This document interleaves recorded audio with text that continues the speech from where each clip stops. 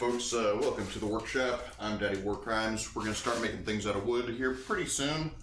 Just trying to get set up. I took a nap and overslept, so I'm not exactly where I want to be. My ear's still giving me trouble, sinus stuff going on. But I think I can manage through today. Come on, work with me. Okay, I've got 0 people viewing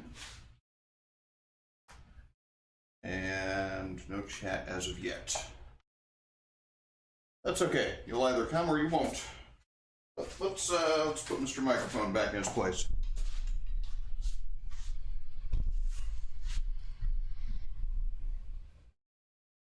There we go.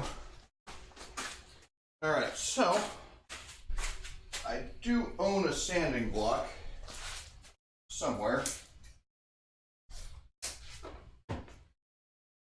And I think that's probably going to be one of the things I'm going to be needing to do today is just get this sucker sanded.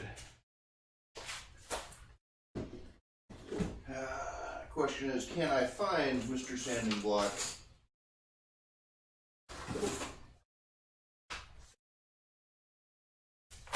Which is a frequently asked question in this workshop. Can I find the tool I need?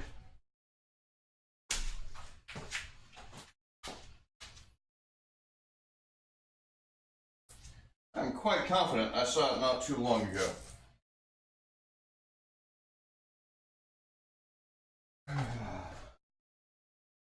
Check back in here with the screws.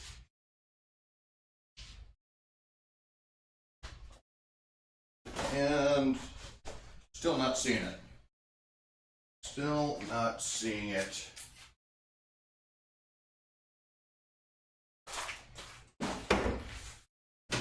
One more quick glance over here. Maybe down here. Nope. Nope. Got the sanding sponge. Probably not going to do the trick for me. Okay. Well, let's make a sanding block. That sounds like a great way to start. There it is. There it is. Found it. Okay. So this is a sanding block.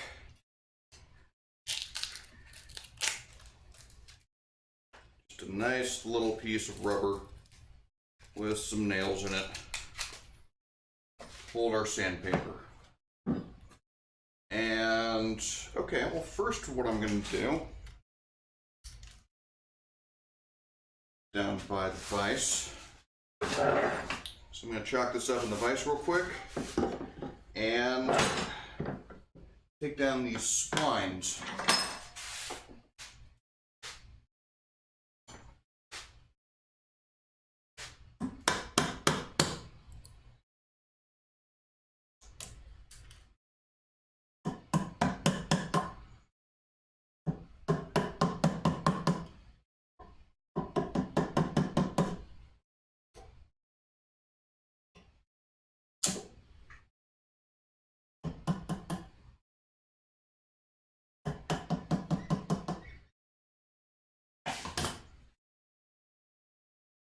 That does not sound like a happy puppy. Someone's howling off in the distance.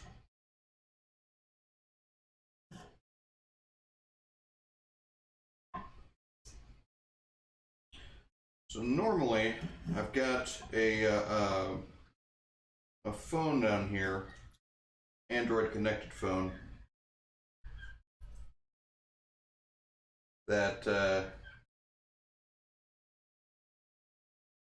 connects with OBS over there on my laptop, and I can do scene changes, and one of those scenes being my zoom in scene, which basically just takes advantage of the fact that I can't actually broadcast in 1080p, but my camera does actually capture in 1080p. So I just do what's called a digital zoom, or more accurately, I crop out quite a bit.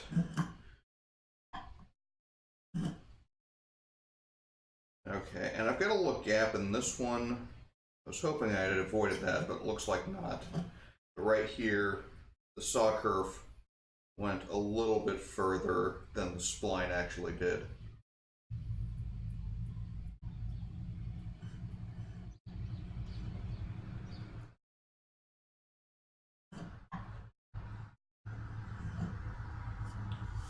So I may go back and fill that again with the sawdust and glue mixture. And that's all dried out from last time, so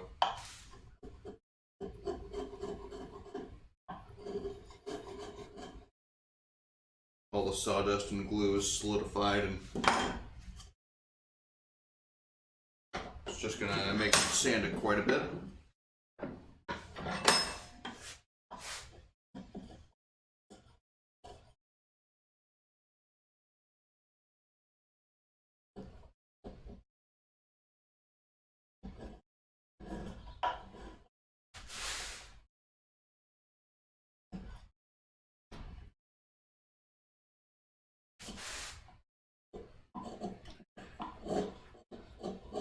Just take a little bit of the highest spots off with the chisel here.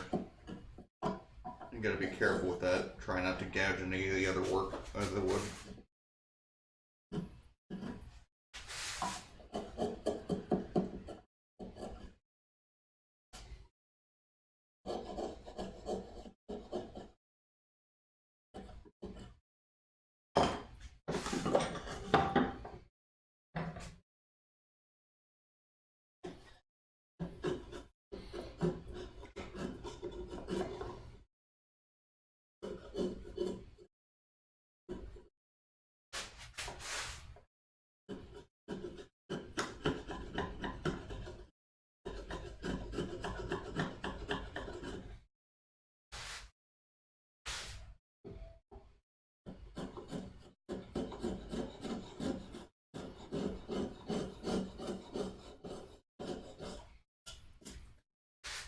Once I get all this off, I'll start with some sandpaper, a little bit of a coarser grit, maybe 150, maybe even 60. Really just depends on what I have in stock.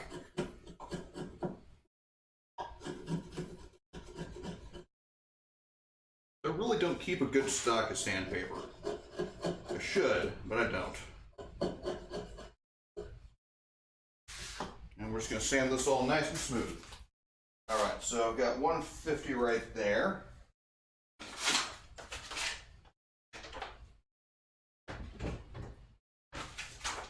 Yeah, let's just go ahead and use up the 150.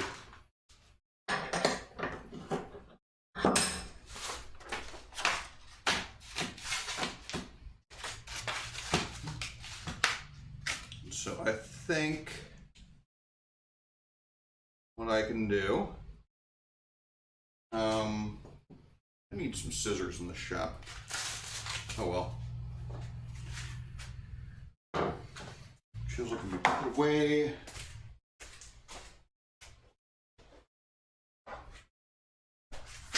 I'm not wearing my apron today because it's really just too dang hot.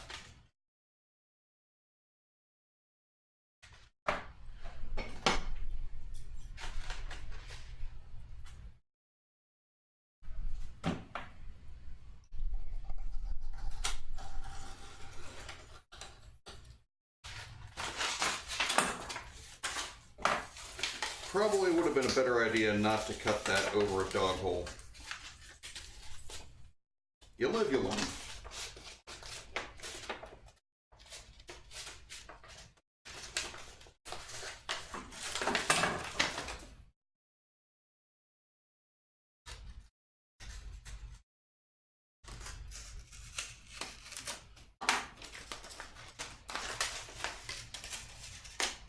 Probably dulling my blade more than I needed to.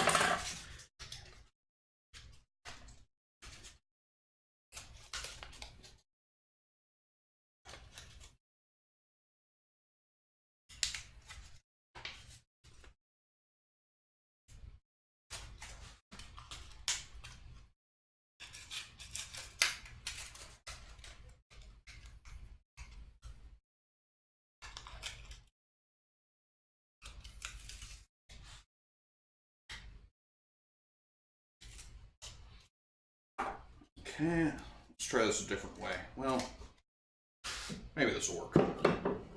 We'll just go ahead and check and see.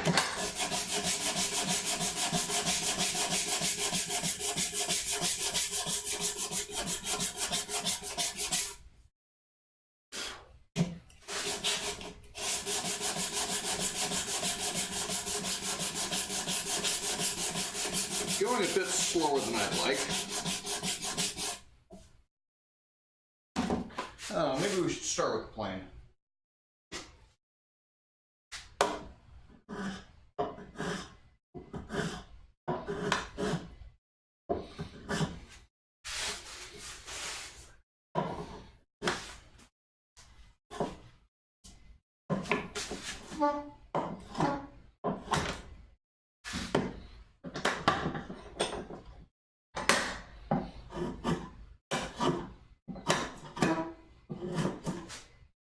Yeah, that might have been a bad idea. So, back to sanding.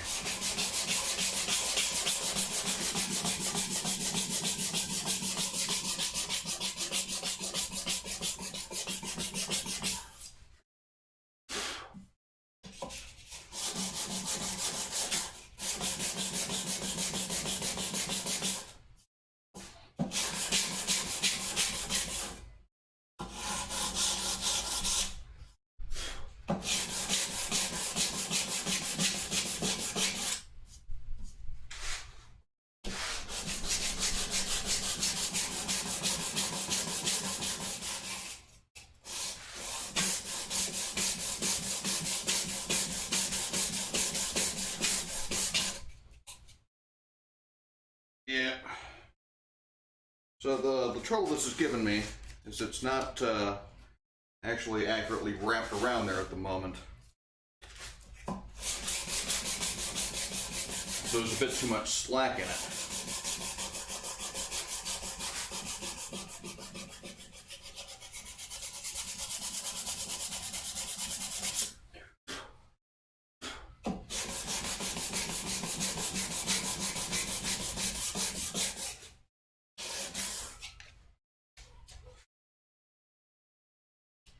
I'm going to see if I can find some coarser grit.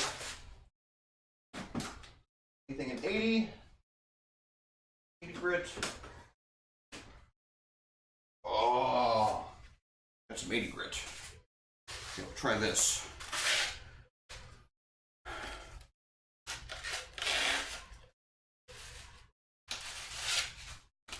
This is ostensibly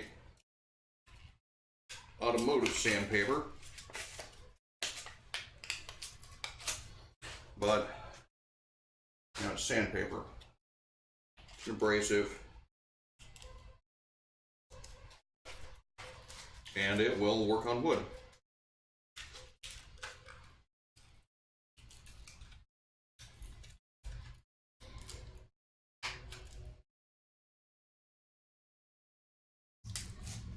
Okay. So start with some 80 grit.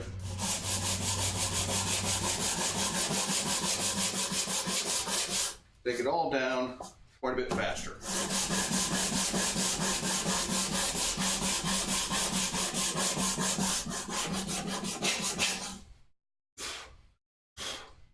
All right, I get a lot more dust now.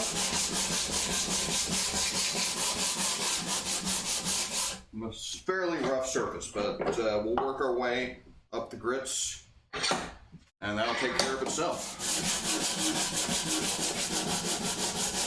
I really don't like sanding. This is definitely not my favorite part of woodworking, but it is a necessary step.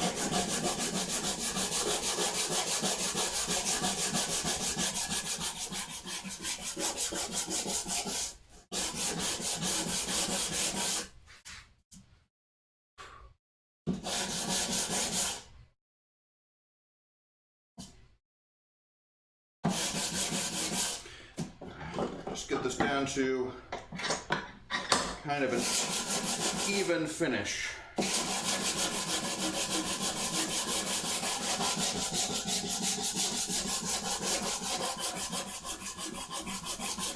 So it's approximately the same texture all the way around.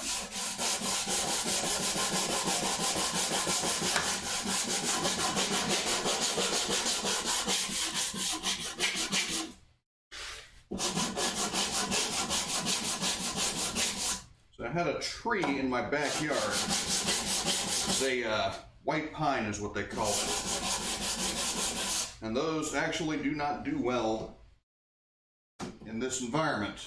So it died.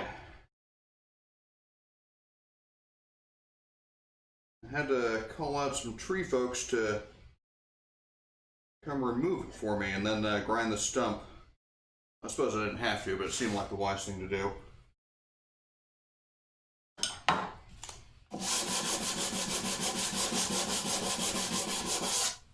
Bit of extra protrusion on that side.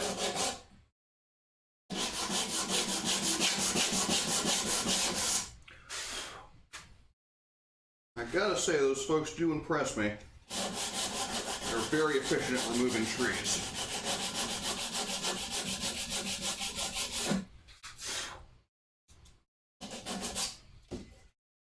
Alright, so got a bit of a high spot right here.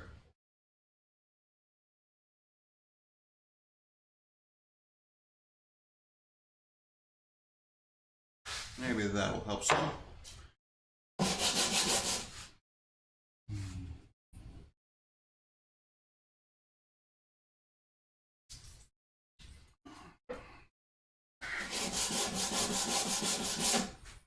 Yeah, in about the span of an hour, they had the tree down, they had the limbs lopped off, and loaded in a truck, and off they went.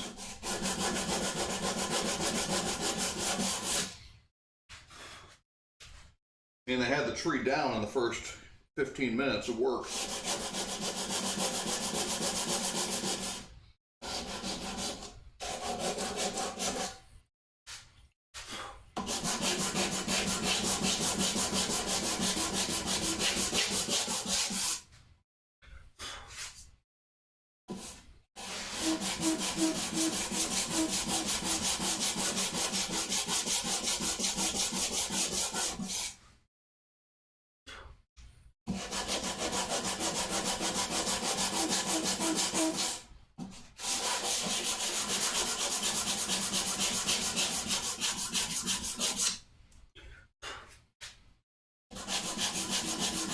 Kind of tempted just to break out the random orbit sander, but that's kind of cheating, so I'm not gonna.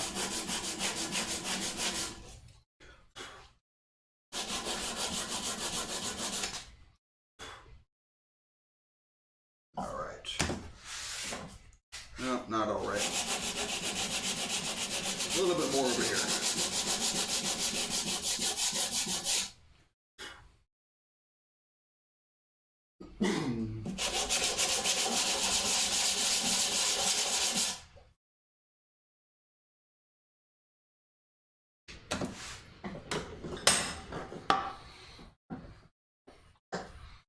This is definitely not the prettiest work I've seen. What's one of the prettiest things I've done?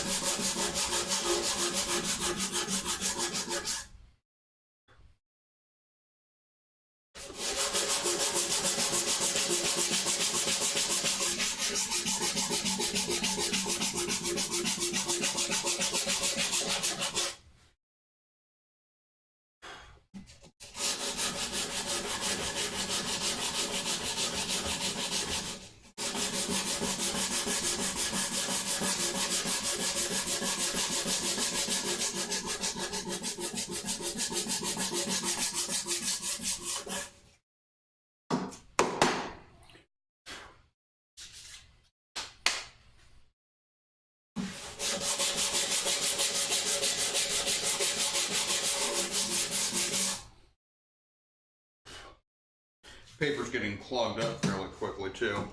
Gotta watch out for that.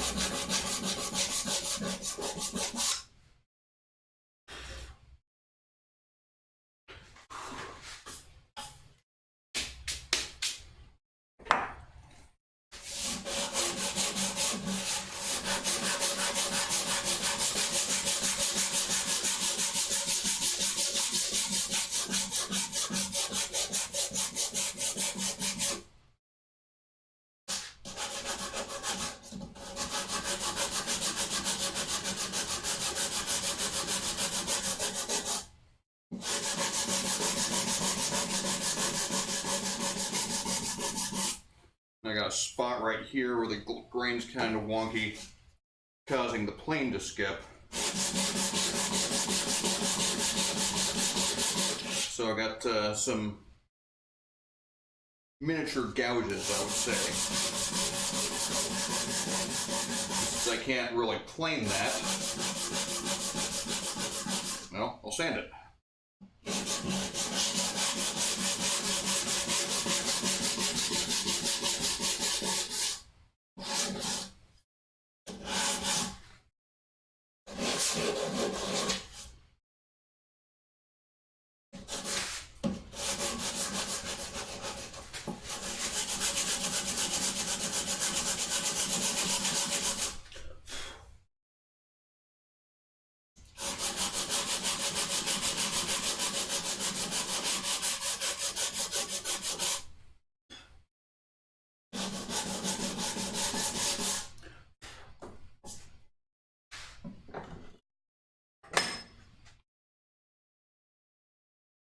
Looking pretty good.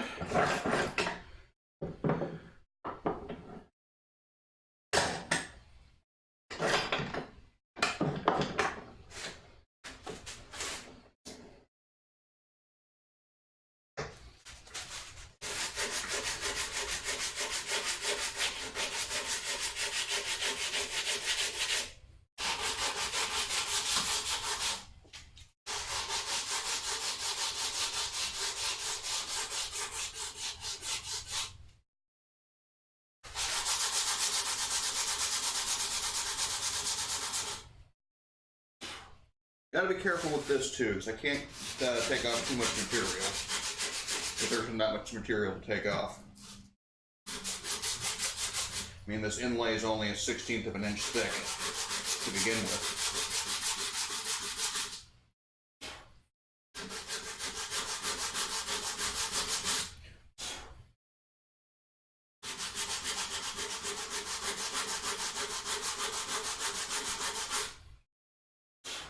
I do need to get rid of that glue.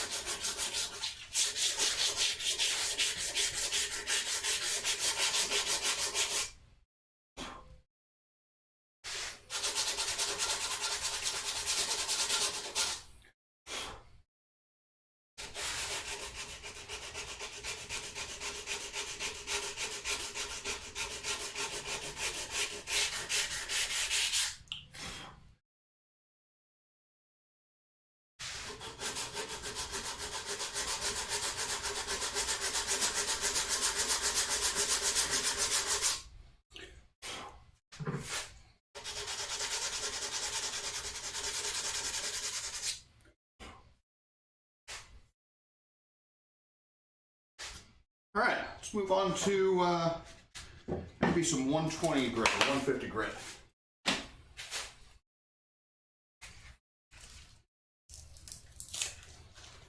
I don't mean this one, because that disappointed me. I'm gonna have to try a different sheet.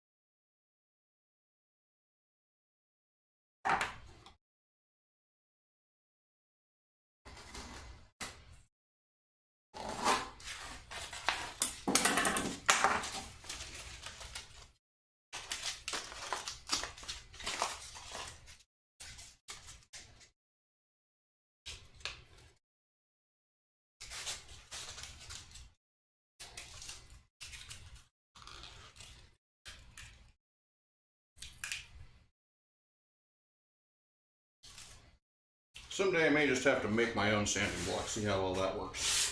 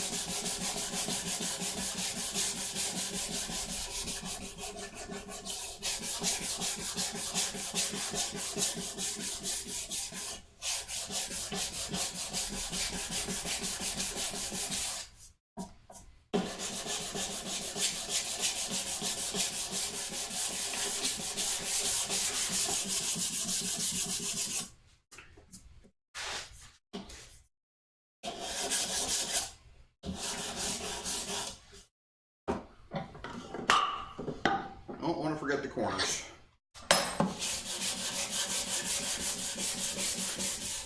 Sharp corners are nobody's friend.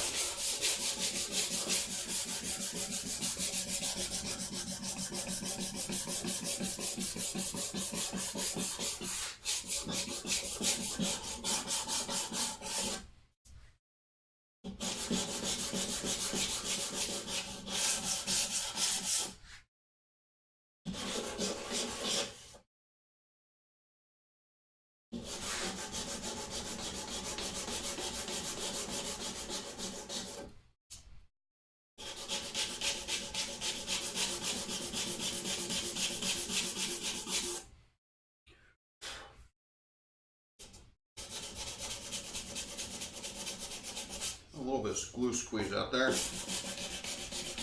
Don't want that hanging out.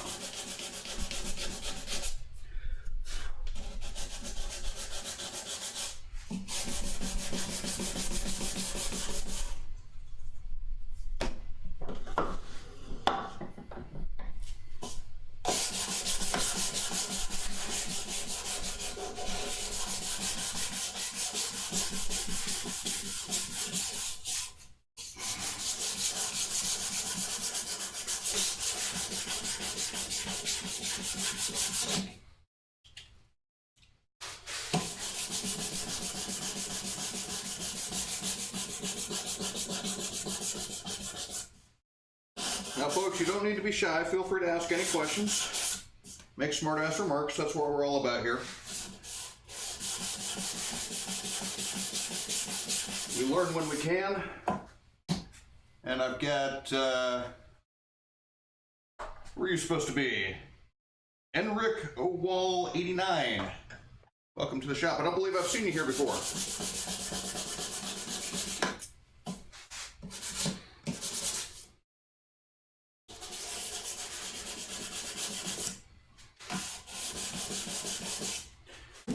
I've known some walls in my time, but never O-walls.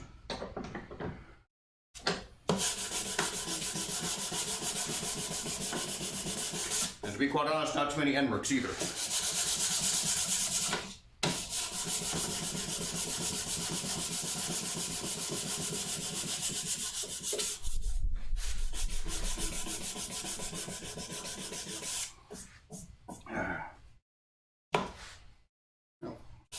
Well, again, welcome. Always glad to have new folks here, and old folks. Really just someone to talk to other than myself. Because when I start talking to myself, that's a sign of mental illness. Although for some reason encouraged in Twitch streamers.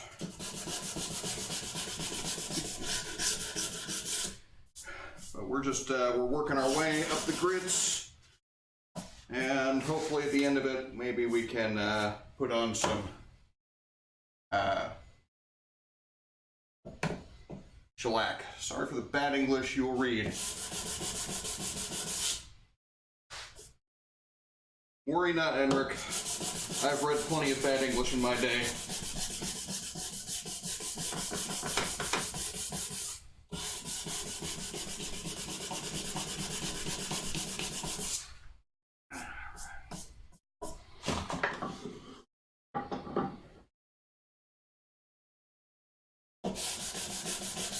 We started with a 60 grit, and now we're at a 150. That's what we're at.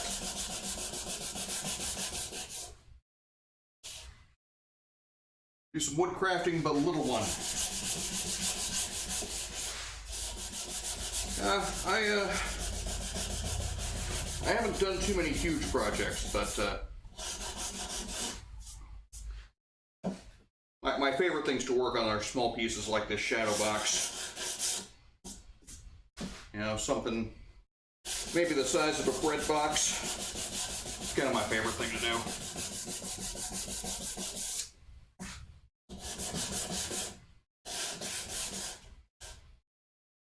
Try to use the wood I find out of my house. Yeah, reclaimed lumber, that's what we call it.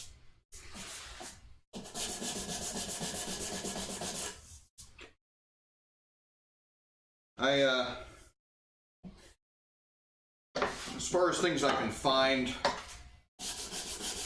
none of them are really of the quality I'm looking for. So I end up mostly just buying lumber. But I've got a sawmill just about 30 minutes north of my house, and they charge really reasonable rates and quality wood. So yeah, I mean I just patronize them and pretty happy with that result. This walnut I actually had, I bought this when I was in Arizona. There was a shop there called Woodworker's Source. Good folks, but I don't live in Arizona anymore. And this 220 is still fairly pristine, I think, so go ahead and use that. Let's cut off some of the end.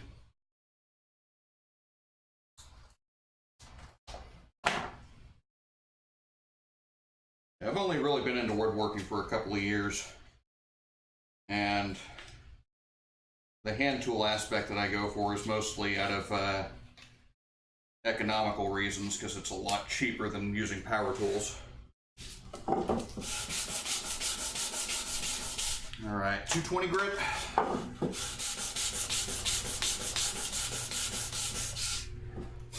We're definitely going to have to move on to a 300. I want to have this really smooth. Might even go for like a 6 or an 800 too.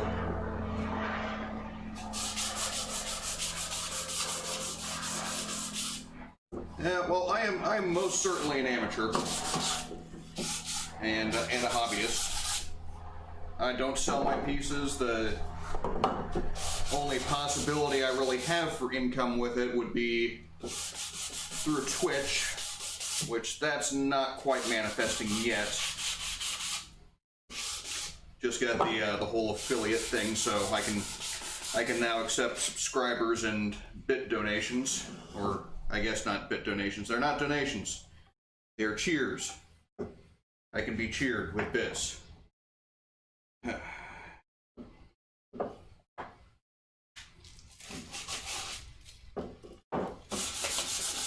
But yeah, this is an old man hobby from what I've found.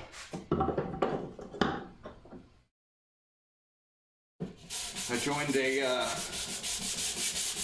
woodworking club of sorts in my local area, the Northern Alabama Woodcrafters Association, and they meet monthly. Unfortunately, I started classes, and the classes interfered with that schedule, so I'm not going to the club meetings. But yeah, I'm probably the youngest person there.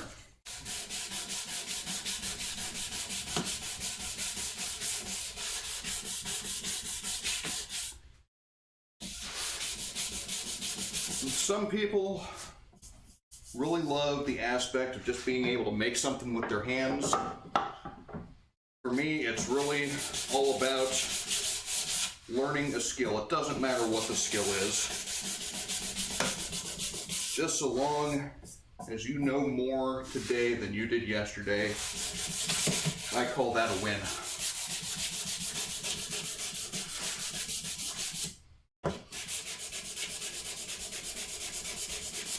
And in this day and age, with everything on the internet, all the instructions you can find on the internet, there's not a whole lot of excuses for not learning something new every day. People willing to give you their time. People willing to pass along skills, sometimes with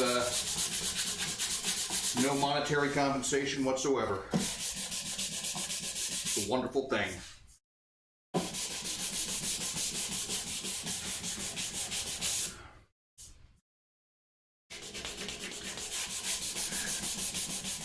Now it's getting nice and smooth.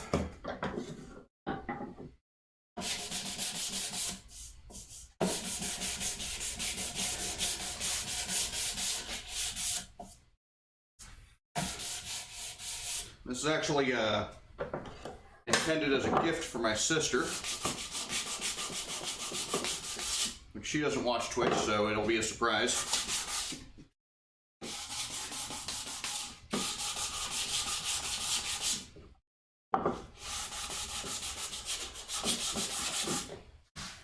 All right, yeah, let's go up another grit.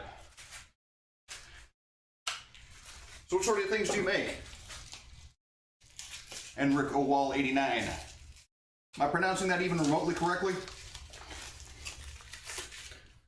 It's one thing that I don't enjoy is mispronouncing people's names, especially when they are proper names. Okay.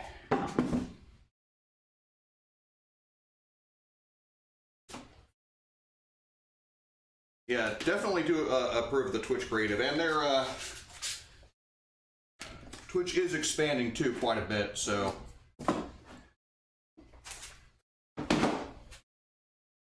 they're going to be introducing more things like this. So there's going to be a lot more opportunity for people to express themselves in the way they know best to express themselves.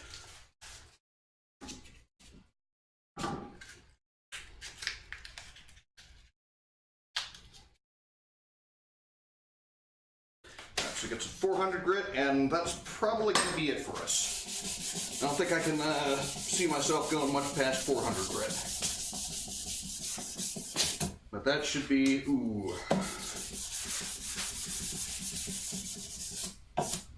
Try not to catch the paper on the corners if I can avoid it. So that should be plenty smooth for our purposes. And I'm having a really nice surface to apply the shellac to. And I'm fairly new at shellac, and I'm doing spray shellac is my plan. Do little things like doing a house, a fantasy home. So okay. Is this like a full-size house that you're decorating, or is it like a miniaturized thing? Is that what I'm thinking?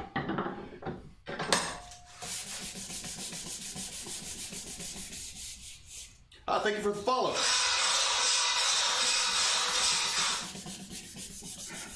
I could probably turn down my volume somewhat. That's just going to annoy everybody, isn't it? Would like to get some headphones in here someday. Some Bluetooth headphones. Built from a miniature built from zero. Okay.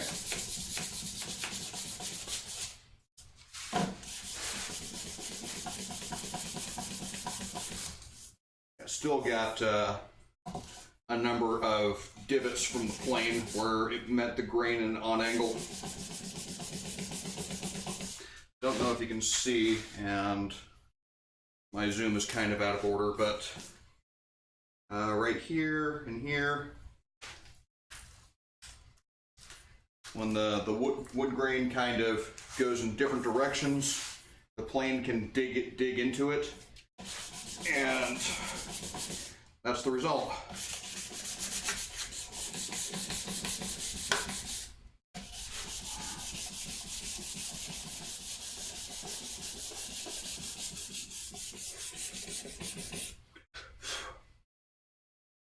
Now, some people complain with that, can use their planes and not have any issue with this, but I guess I'm just not that good.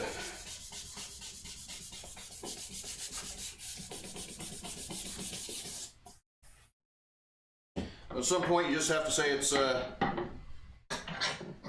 good enough.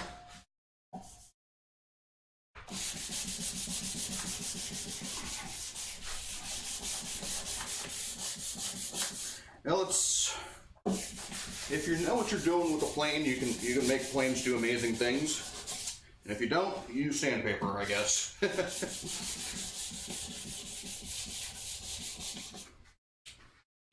But I use the plane to get it close enough, and we'll sand the rest out.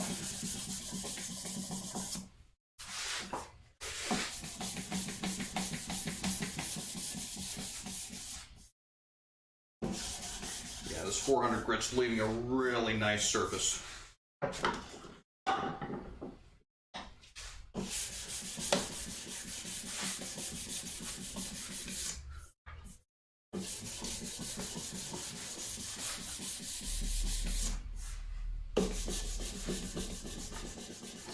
Unfortunately, it's looking like this is probably not going to take me all that much time.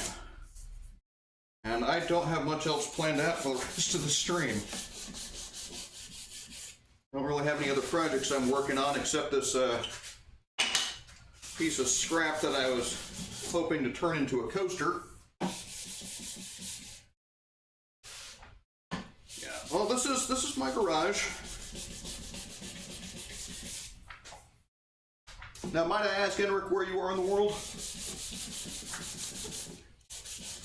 This is pretty standard for homes in the U.S. The two-car garage. Just most people put cars in them, or Christmas decorations, that sort of thing.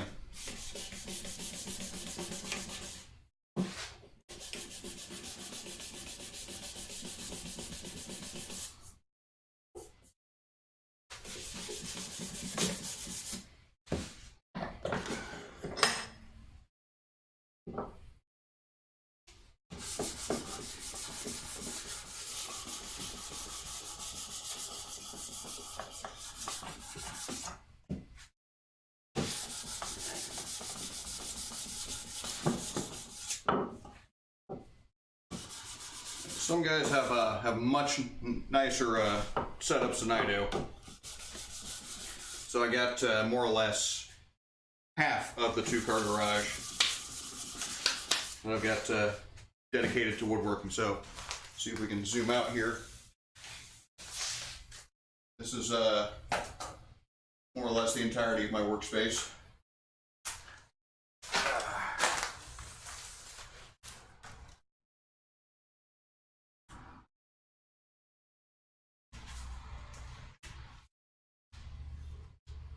Yeah, well, America is a very widely spread out place. So we've come accustomed to driving our cars everywhere.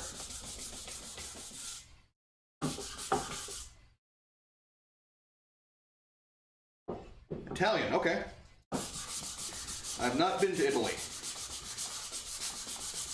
And frankly, don't know much about it, so whatever you tell me, I will probably believe.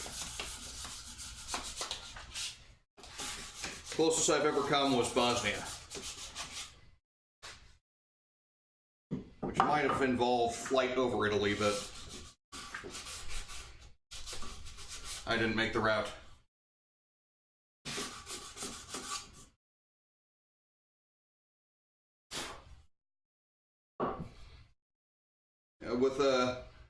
With us, we tend to have our houses kind of separated from our shops and from our jobs. So, in order to do any shopping or do any work, you know, there's usually several kilometers of distance. And normally I would say miles, but we're going to go with kilometers today.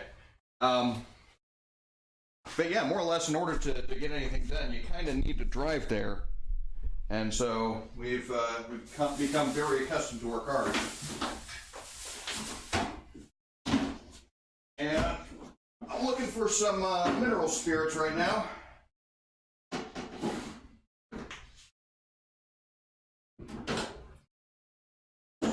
Turpentine, mineral spirits.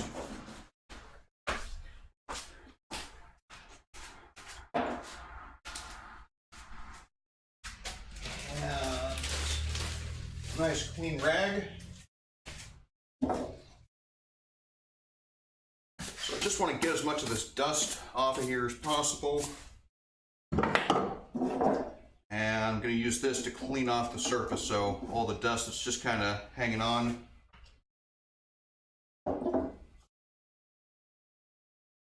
And I'm not exactly sure what the formulation of this is, but it really doesn't soak into the wood. And see, we got a good bit of sanding dust coming off. Really fine grit stuff. But this won't soak into the wood. It won't discolor the wood. It'll evaporate really, really quickly.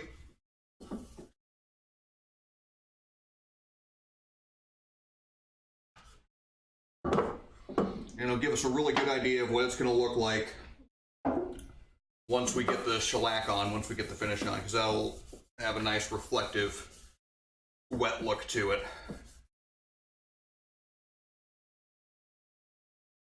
Right, I am digging this.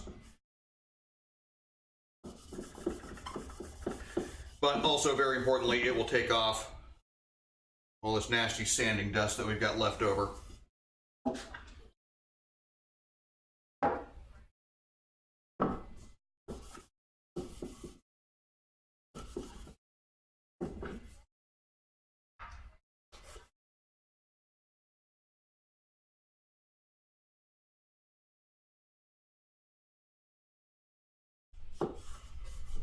I'm not really worried about sanding the inside. So that's, no one's going to be touching that.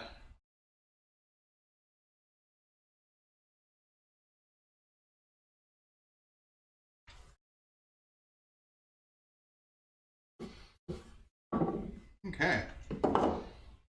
That is most certainly something that I'm pleased with. I'm fairly proud of this. Well, thank you. Thank you very much. Every work piece I do, I try to learn something new. So with this one, not really new, but this is the second piece that I've tried with string inlays. And the first piece was just an experiment. This is also the second piece that I've done with spline joints. But this one I did a bit more contrasting wood. Didn't really come out as well as I would have liked. but well enough, I suppose. And I'm gonna wait for that to dry a little bit. And I gotta find the shellac. Okay. I'd probably find some kind of something to put it on. There we go.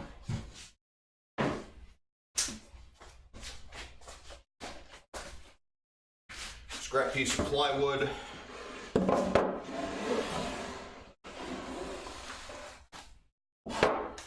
we're not completely coating the bench with shellac.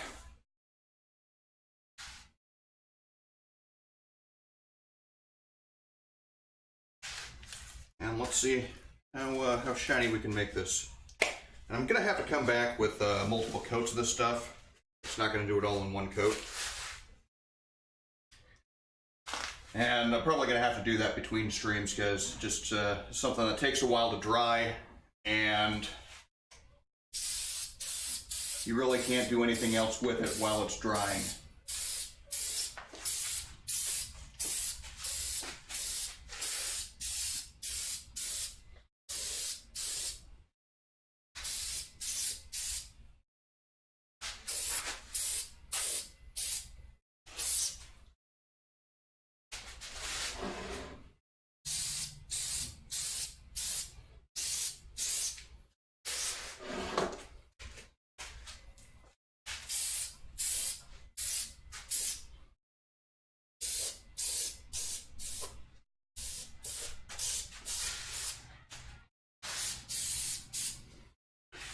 Alright, so I think that's about all I can do here for today.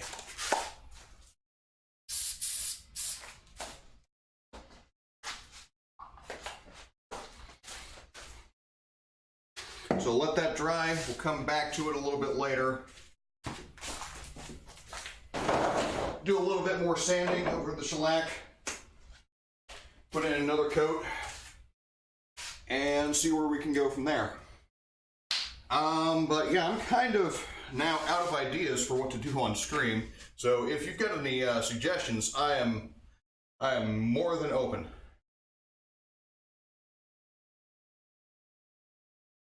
Well, I do appreciate you stopping by, Henrik, and feel free to come by anytime. I'm usually here Mondays and Fridays at roughly this time.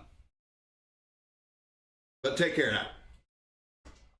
But floor's still open. Anybody else have any ideas of what they'd like to see?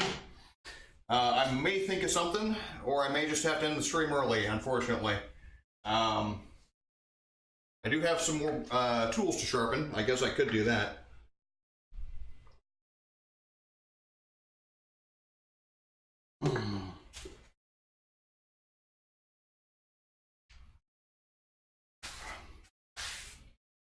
All right. This is my scrub plane, and it's been a little bit neglected of late.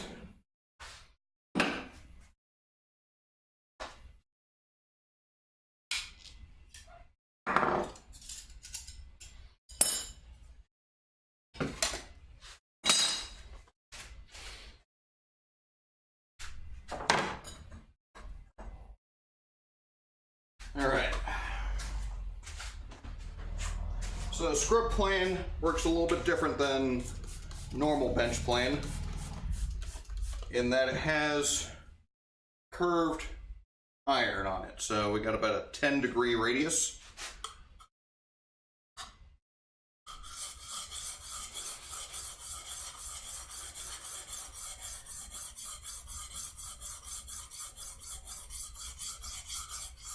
And the technique I typically use for this is just to kind of rock it back and forth on the bevel.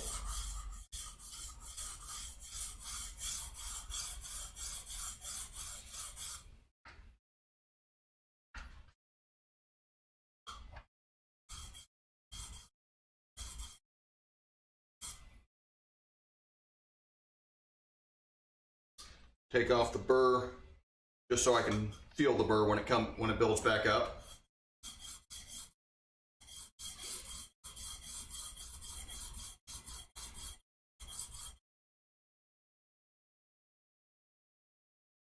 we go. And over to the superfine stone.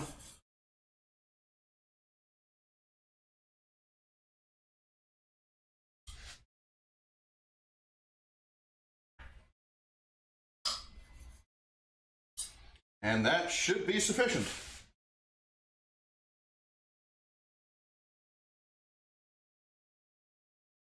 This number 5 I typically just use as a scrub plane. I do have a standard bench plane, flat iron, I guess. Straight across iron, not cambered like this one. I typically only employ this plane as a scrub plane, even though it does have other capabilities. And this is an actual proper Stanley number 5, which I found at St. James Bay Tool Company there in Mesa, Arizona. If any of you happen to buy Arizona and are looking for a plane, I do recommend that shop. Okay, what else do I want to sharpen?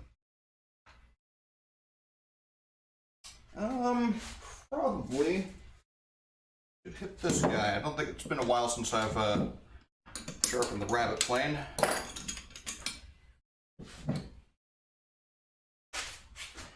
And you know what? I wonder.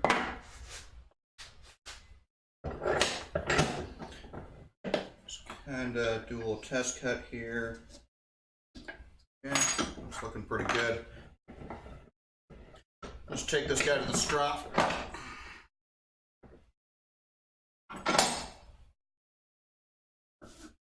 If we can get a burr, that'll probably be sharp enough.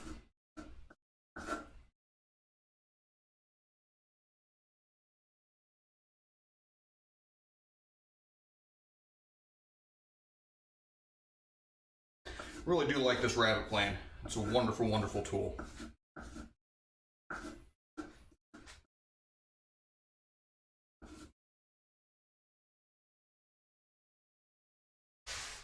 When I first got the number 45 plane, I was hoping that, you know, that would be pretty much the only joinery plane I'd need, that I could do rabbets or grooves with it, but it's not really well suited for that, believe it or not.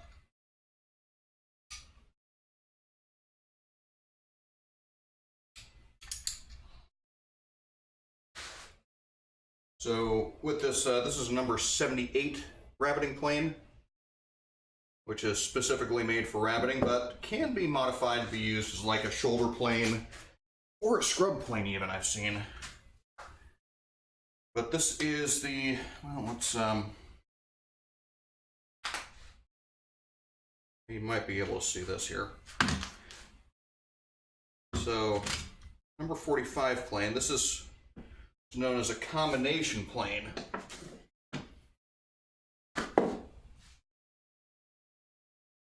And it's actually got a sliding section here, so this right here is an additional sole, right?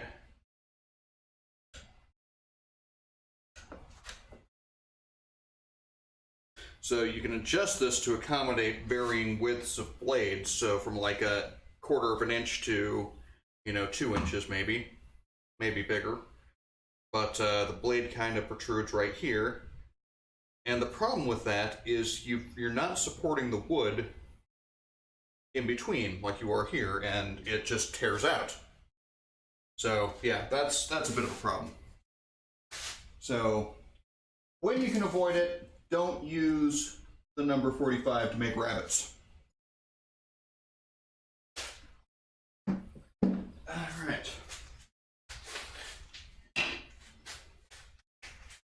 What else can we do, folks?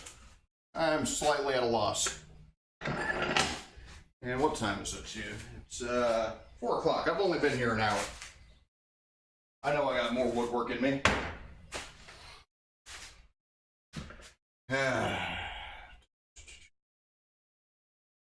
Any ideas? Any ideas at all? All are welcome. I'll Also want to check my battery. Still doing okay. I got a new charger for my laptop, and I'm trying to see if it's actually going to work out for me. My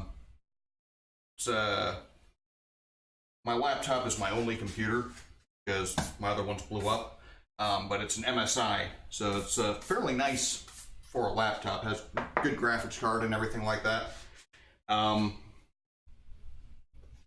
But it takes a lot of power, and the power supply that comes with it is about 100 watts, and the biggest one I could find at Best Buy was only 90 watts, and also specifies 19.5 volts, whereas the power supply that Best Buy had was 19 volts, so half a volt less, which really shouldn't be that much of a problem if the wattage is correct, but the wattage isn't.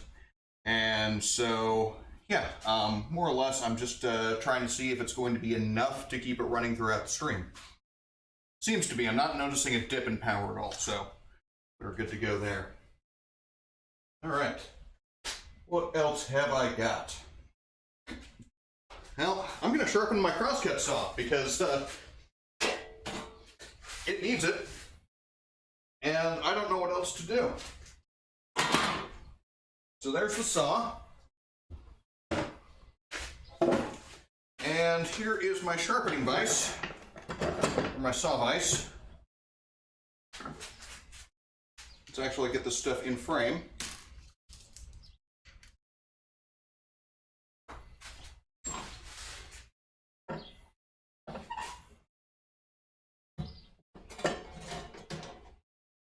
And here's what we do. Put it in there nice and tight. Grab ourselves a triangular file. And hopefully I can get this to where it's got appropriate rake and flame, which are actual terms.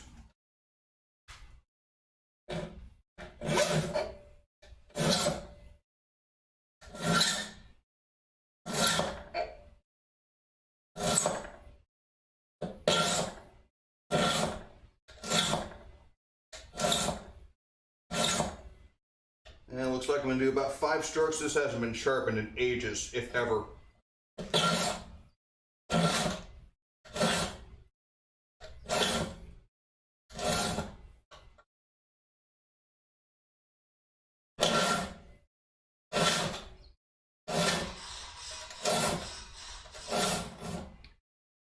Thirsty JD, thank you very much for the follow. Welcome to the shop.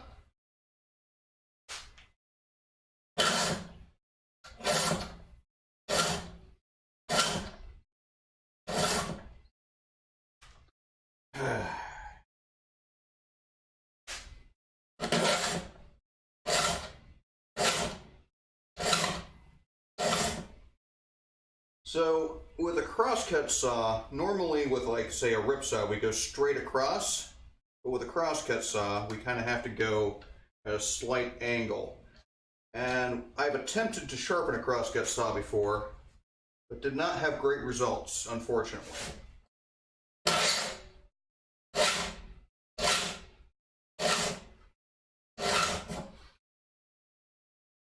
Still, even a poorly sharpened saw is better than a dull saw. So it's better to try it and fail than to just leave it dull.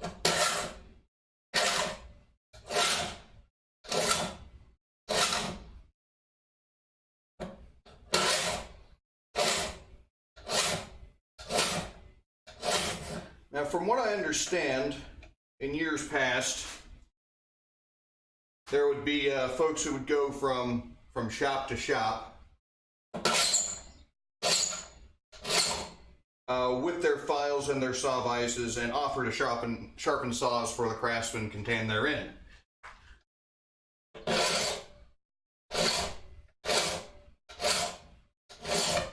But as hand tool shops have kind of gone away, so have the saw sharpening services.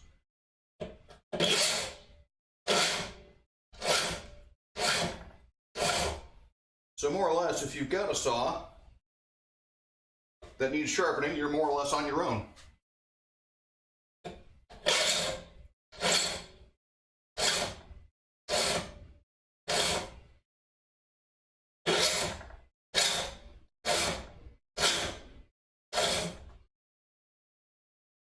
With modern hand saws, you can't actually sharpen them because the teeth are too hard.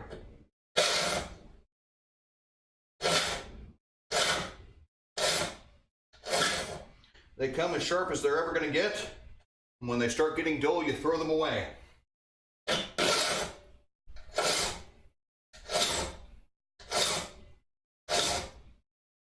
Which, in all honesty, is not that bad of a deal because, you know, you're paying, say, $12 for a saw. The sharpness of the teeth lasts quite a bit longer than these old saws because the metal's harder.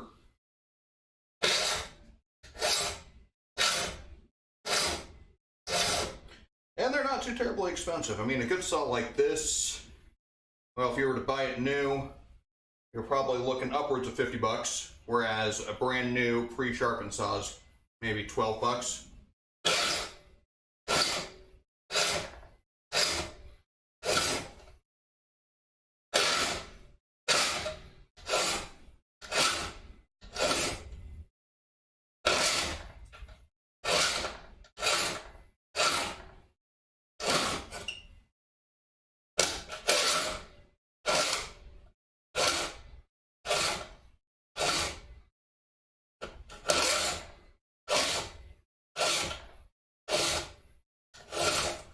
And this is a pretty tedious process. I mean, we've got, what, 6 inches so far across the blade?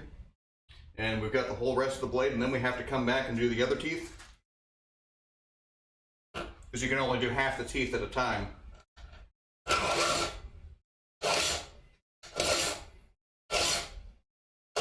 Or at least that's a smart way of doing it.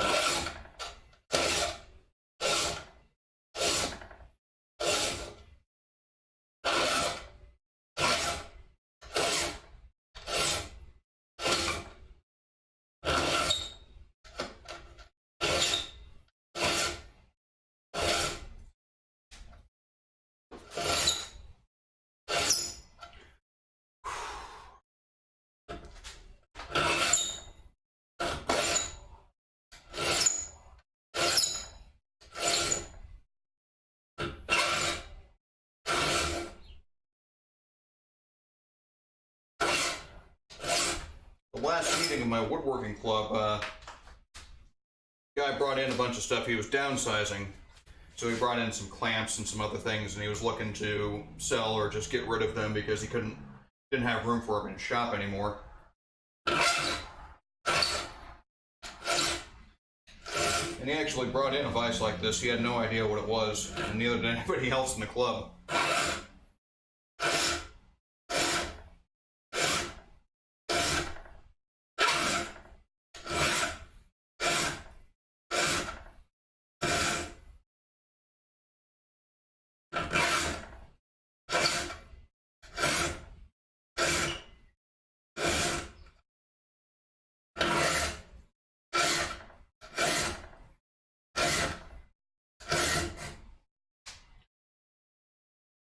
And the woodworking club is kind of a nice thing to have, the local club. You know, I learned most of what I know from, you know, various folks on the internet, Paul Sellers and Rob Cosman and James Wright.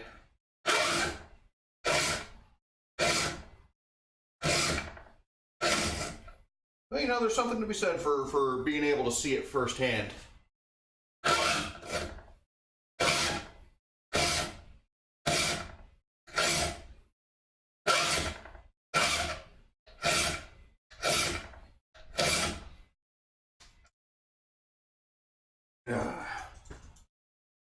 I really need to think of a new project to start for future streams, because I think I've milked that shadow box for about all it's worth.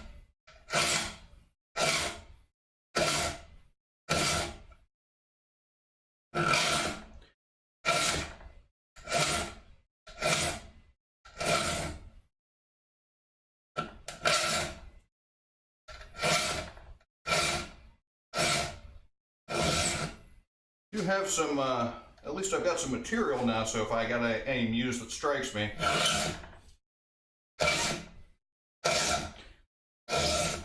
probably will have enough material to make that happen. Got a little bit of cherry and a little bit of maple.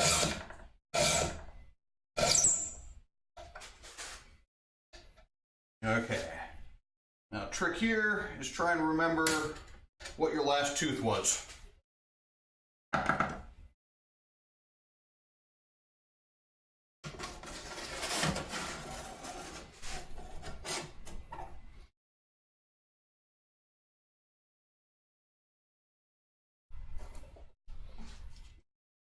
And I'm going to presume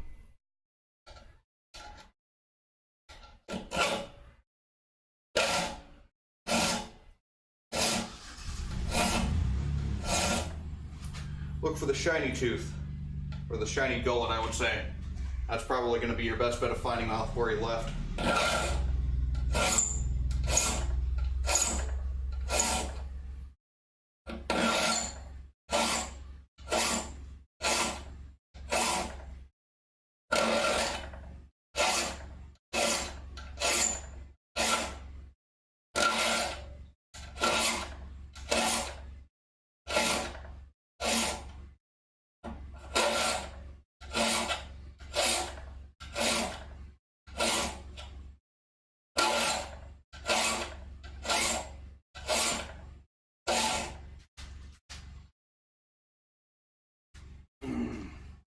So for those of you who are watching and not following,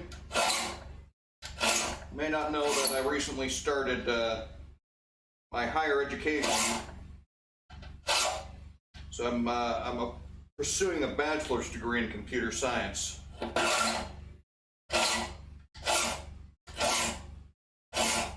And my first programming class is Introduction to C. And we actually got our first coding assignment this past week.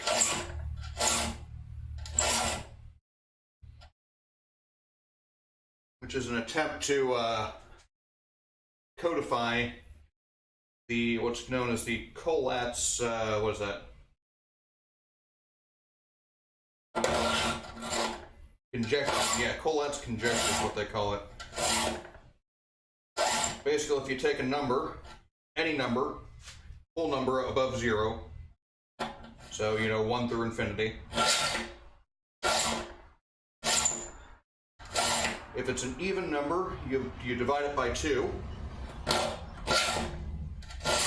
If it's an odd number, you multiply by 3 and then add 1. And you do the same with the result.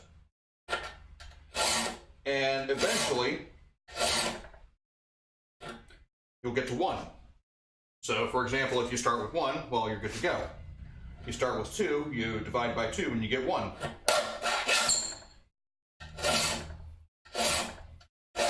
You start with 3, you multiply by 3, you get 9, add 1, you get 10, divide by 2, you get 5, multiply by 3, you get 15, add 1, you get 16, divide by 2, you get 8, divide by 2 again, you get 4, divide by 2 again, you get 2, divide by 2, you get 1.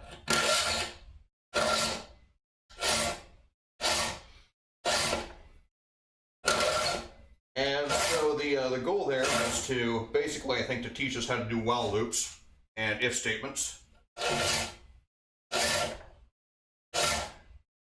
And can't remember how many passes that was. And try and get make a program to do that for you, where the results are 1 through 25.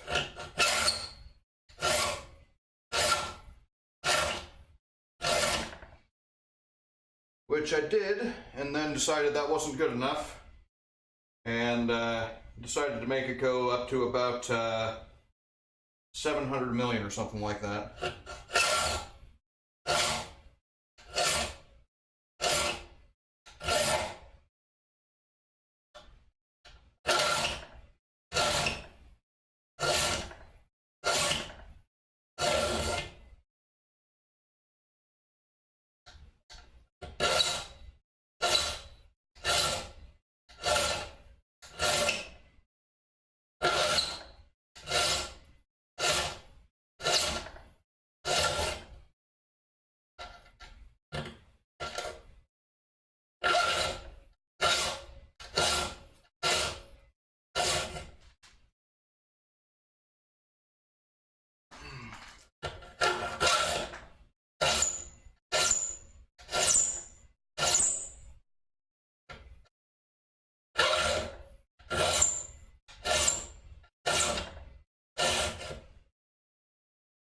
surprised to still have anybody viewing this. This is probably the most annoying sound you'll ever encounter.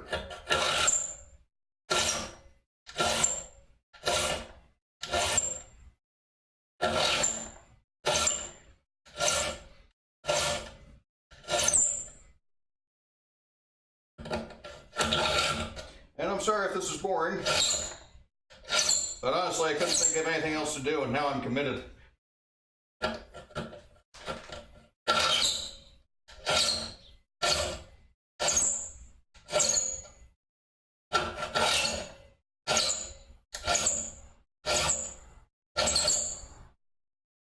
I'm about a quarter of the way done.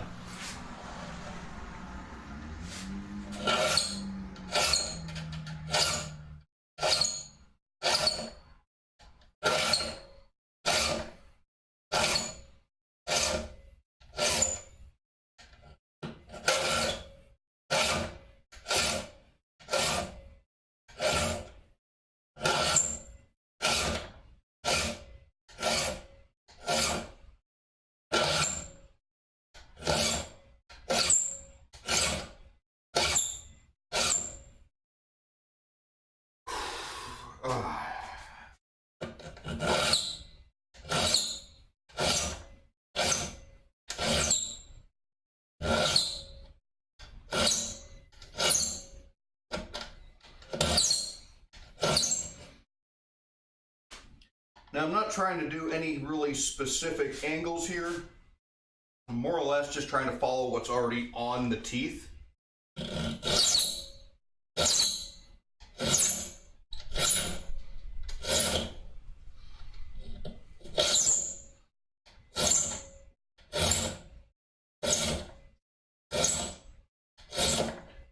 I'm more or less operating under the assumption that whoever sharpened it last time probably knows more than I do.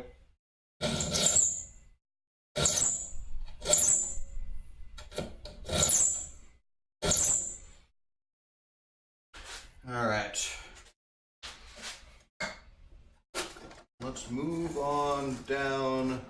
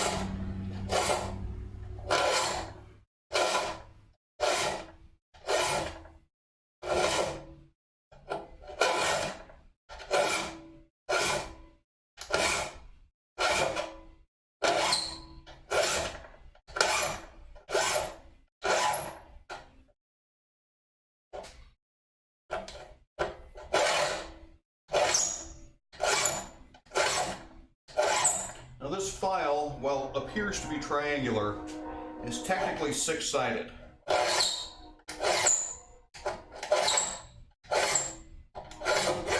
Because the edges of the file actually have file teeth on them as well. They're not smooth. And that allows you to cut into the bottom of the gullet.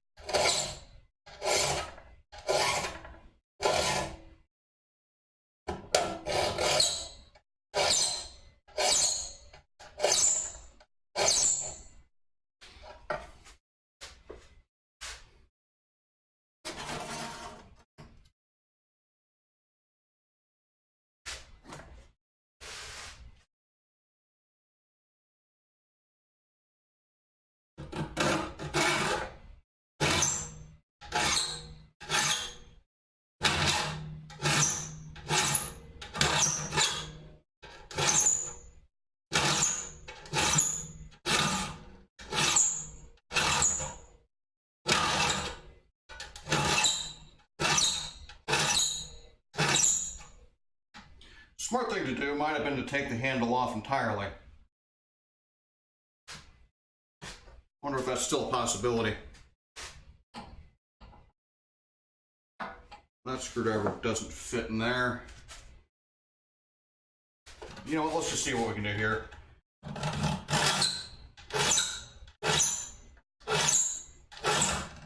Don't want to lose my place.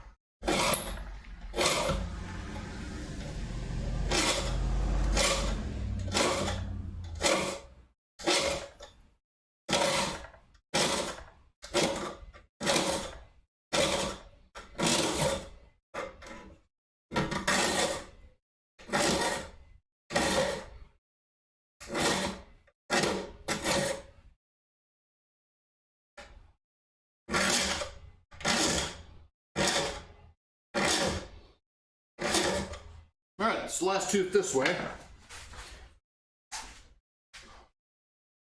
Try and find a good screwdriver. And of course I hid all my screwdrivers for myself, so this will be certainly an adventure. How about you? You look promising.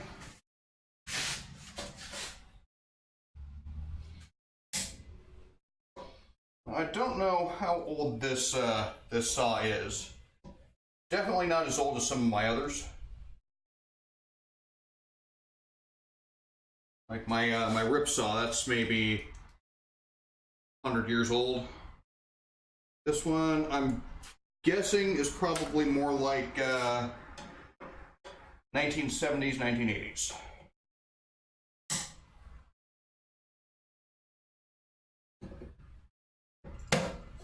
And I do believe this one belonged to my dad.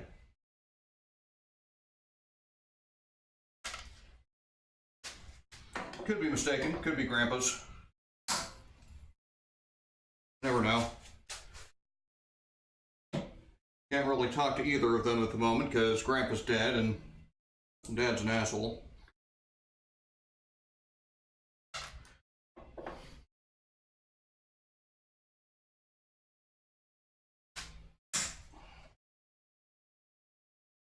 But then again, we all come from somewhere, right?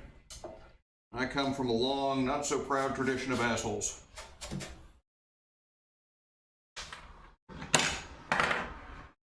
All right.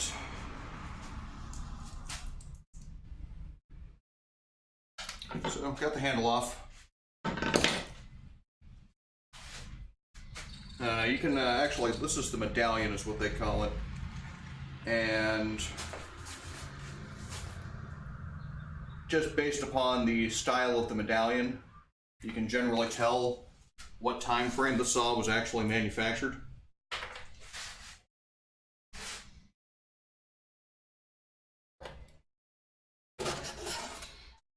I'm actually going to go this way, so last time I was going at this angle, which means now I need to go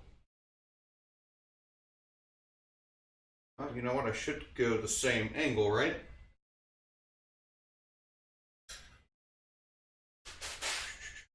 I should go the other angle. Okay. My in-head geometry is kind of failing me at the moment.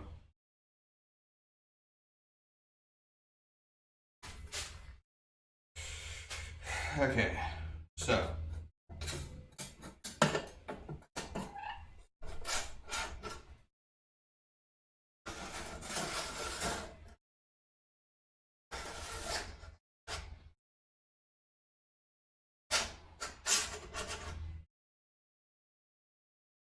I think what I want to do, start here and go this way. Right?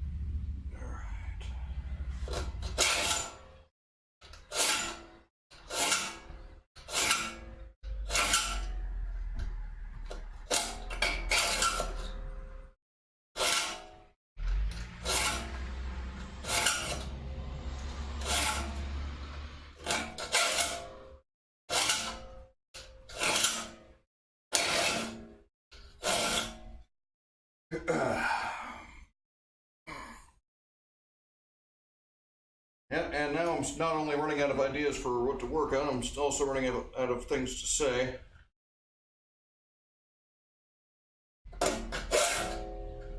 Which I'm sure does not make for great viewing. I do apologize for that, folks.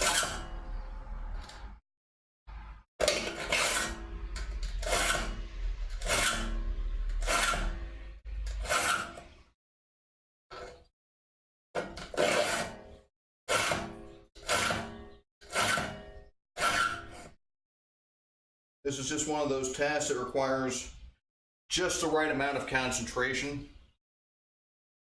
Having to keep track of which tooth you're on and how many final passes you've made.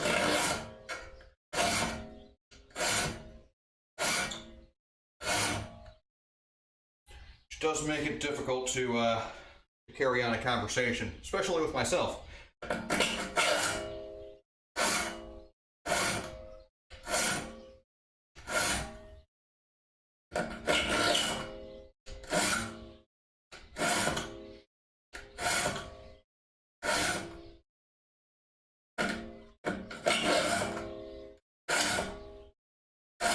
So if anyone is interested in seeing the tree removal that I had done today, I've got pictures and video up on my Instagram account. And if you're viewing from a browser, my Instagram is linked below.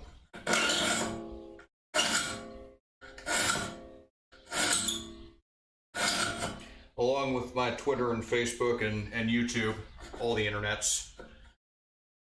If you're on a mobile device, well, just search for my name. You'll find me all over the place.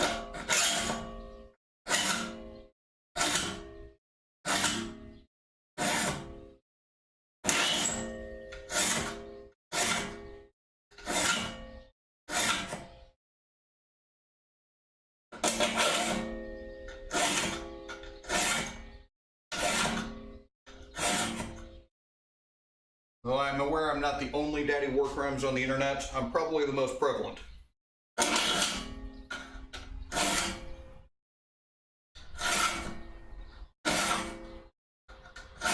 You might want to search with quotation marks around it because otherwise you might get hits for Slobodan Milosevic.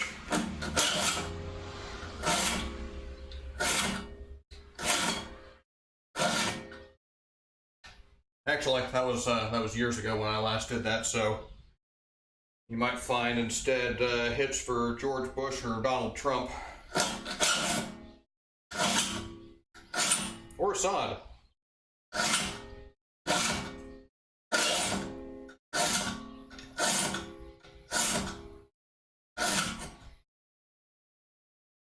Whole lot of hyperbole going around, so it's tough to distinguish sometimes.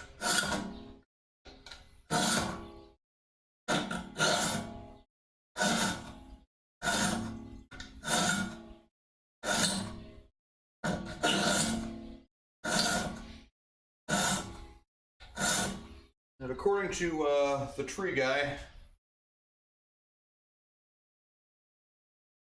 white pine does not do well in this climate, or in this soil in particular.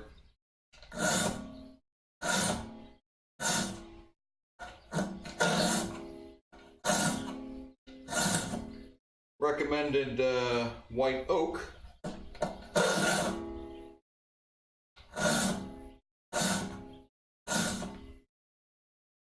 And hornbeam and ginkgo, actually.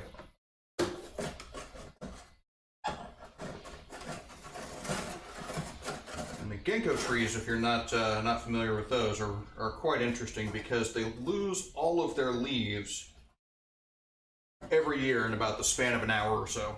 A couple hours. 2 days tops.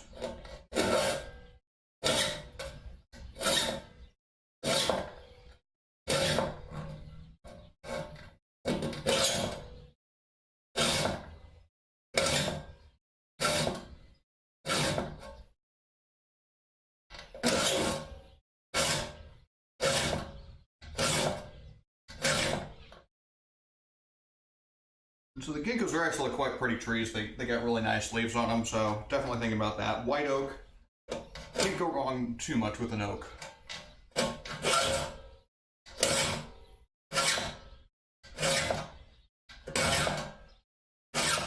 And I might do some kind of small decorative blooming tree, like I don't know.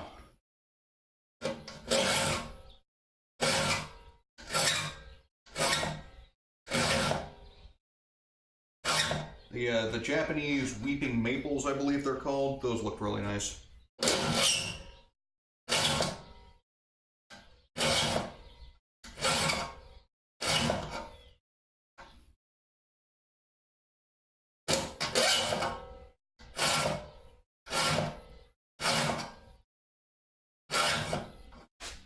There's a variant of a pear tree that's quite popular around here too.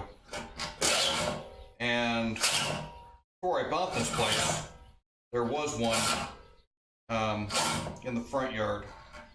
But they don't do too well, and they fall over, and they stink as well.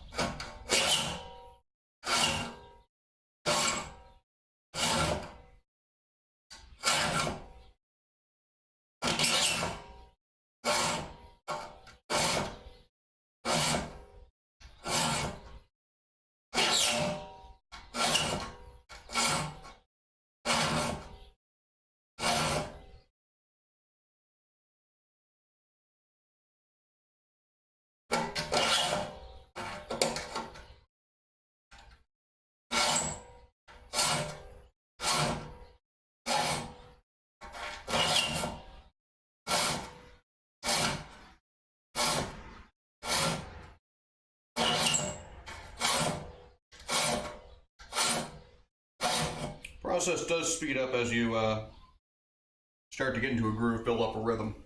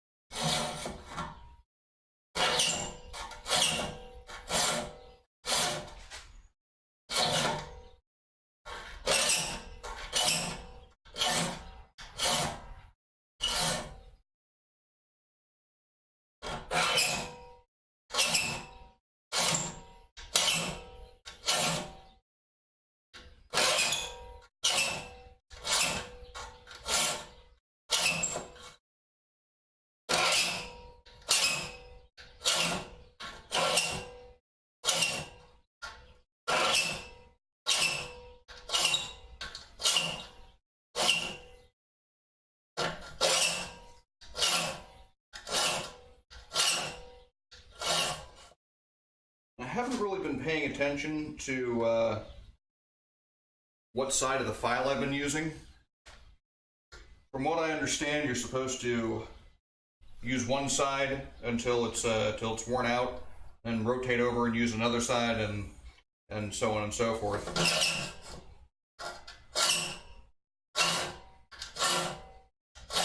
Which I haven't been doing, so this file's probably unevenly worn.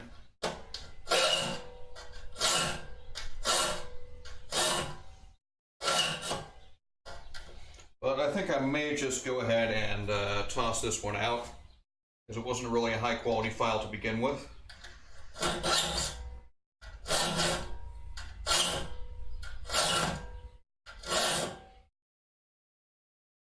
Got a nicer one back there with my tool tote.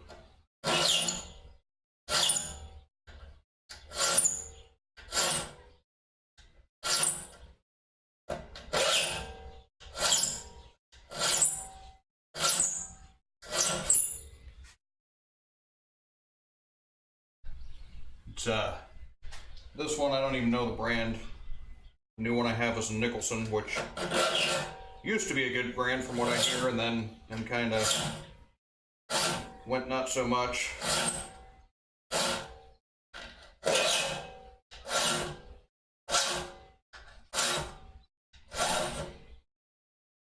Baco is evidently a reputable name nowadays.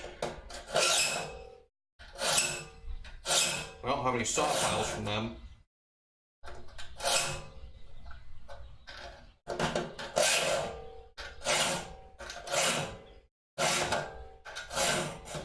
Just an auger file for my brace bits, which I probably ought to sharpen.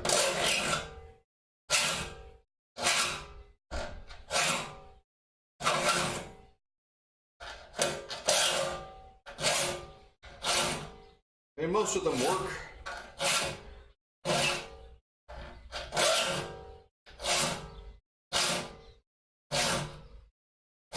But I know they could work better. I'm just a little bit reluctant because that's a bit of a different skill than I've employed before.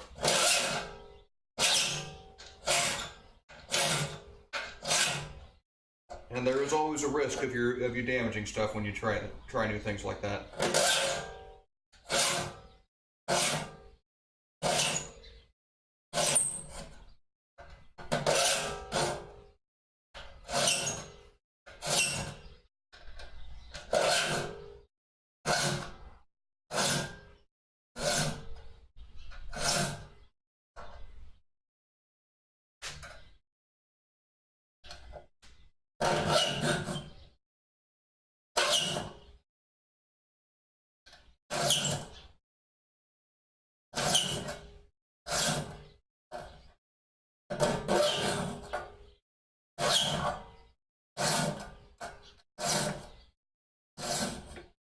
Alright, time to move on down.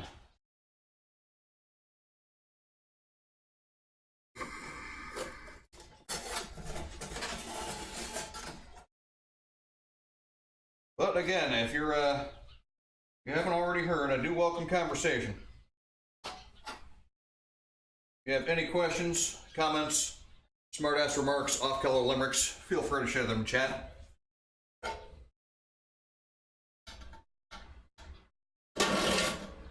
It's lonesome in the shop sometimes.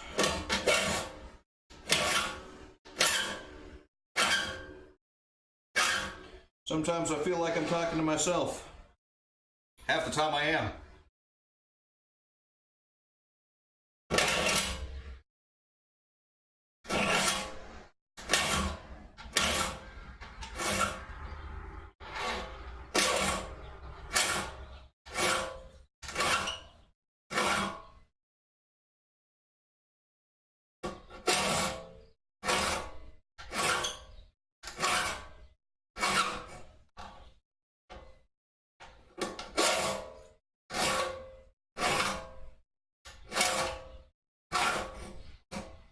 A lot of my previously regular viewers are no longer tuning in because I had to switch time slots,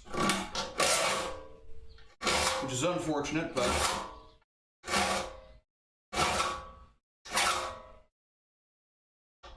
you know, classes are my priority right now, so school is my priority. Not that I don't like you guys on Twitch, but don't like you that much.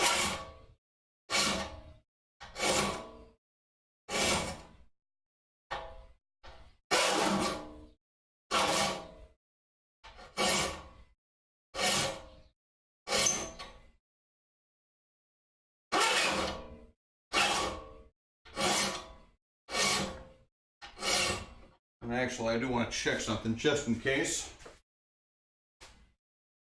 Now, sometimes my tablet doesn't pick up chat.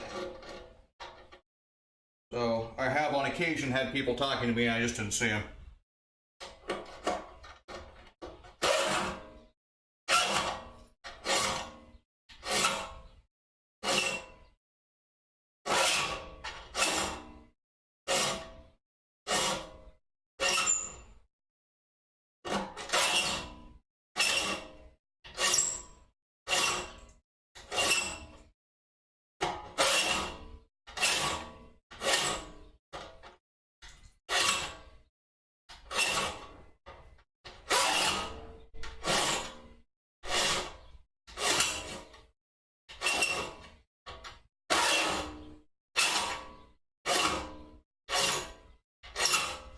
Almost there. Got about 5 inches to go.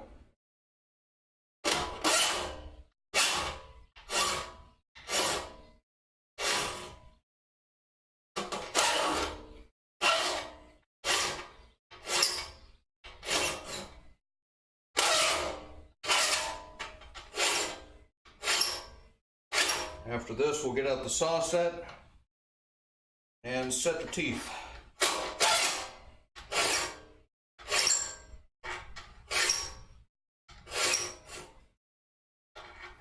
It's a very, very entertaining process, setting teeth.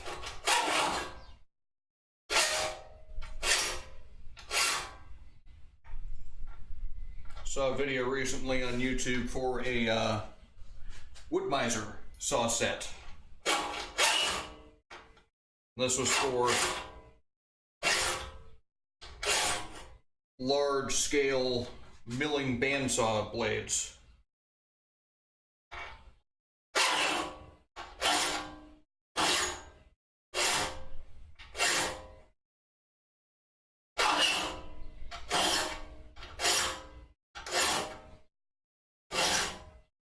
And I think it set like 2 teeth at the time and automatically advanced itself, and yeah, looked like a pretty nice machine. Of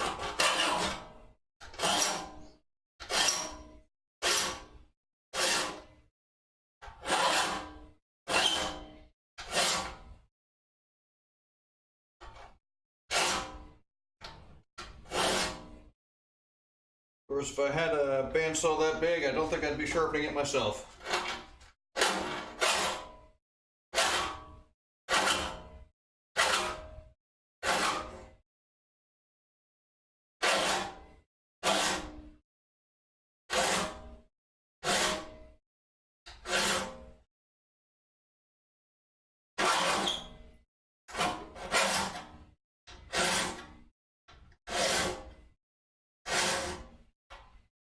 I'm actually kind of tempted just to see what would happen if I hung out a shingle saying I would sharpen saws, see if I would get any business for it.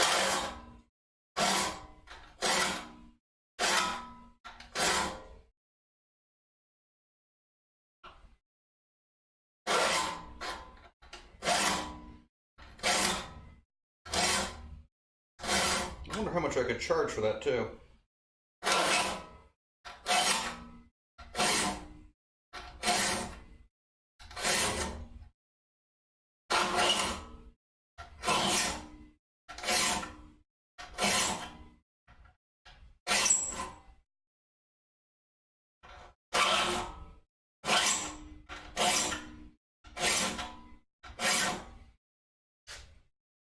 If nothing else, it would give me a lot of practice sharpening saws, that's for sure.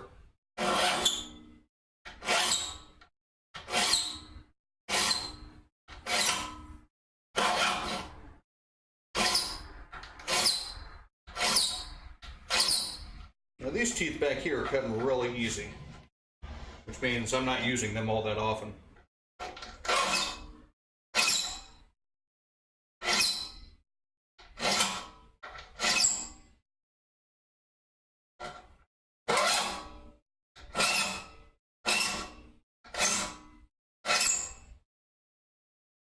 But in the interest of keeping everything even, I'm still taking the same number of passes.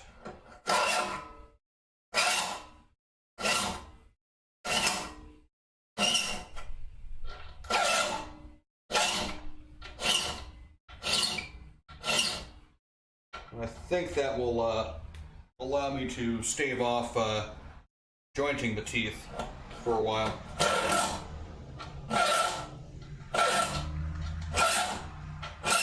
Jointing the teeth, making sure all of them are flat all the way across. And you normally do that with a flat file. And I've been known to use my oh yeah, those feel a lot sharper.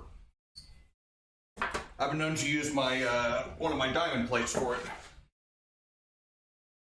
which may or may not be a wise idea, but it's the idea I had because I didn't have an appropriately set up file that I liked. All right.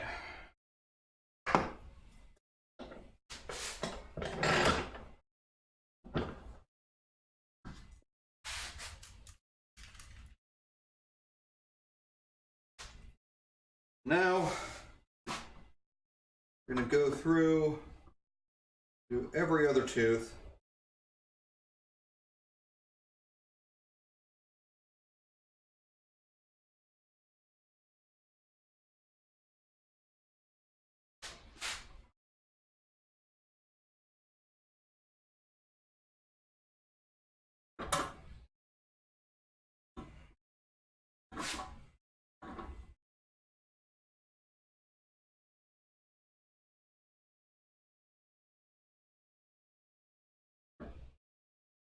Push them over to the side.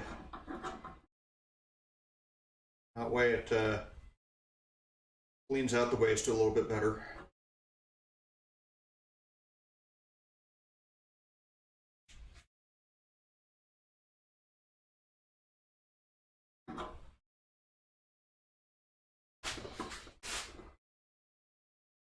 This is actually not a very pleasant tool to use. Might end up maybe putting some leather on the handles here. That might make it easier for me.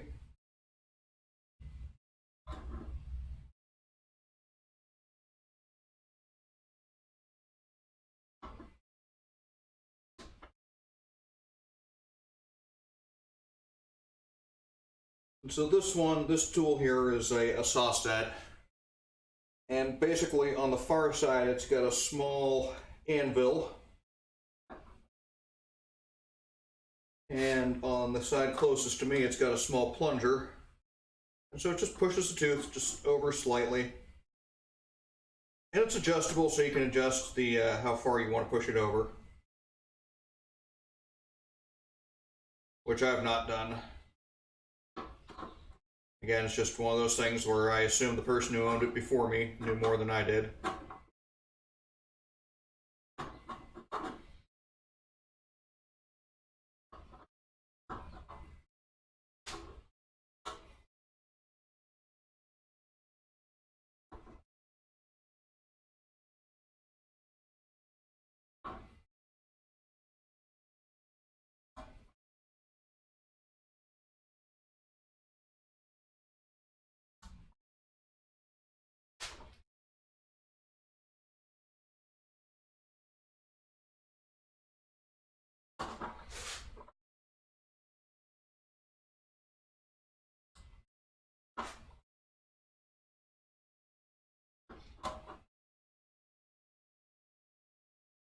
This does go a bit faster than the actual sharpening process, the filing process.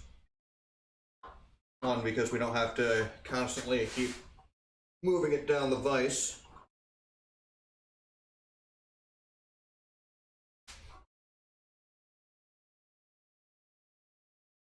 And two, because it's just a single press rather than several strokes.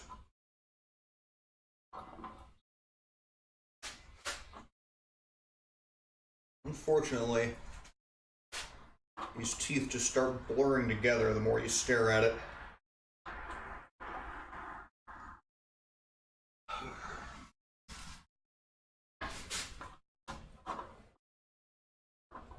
And I'm all by myself again. That's okay.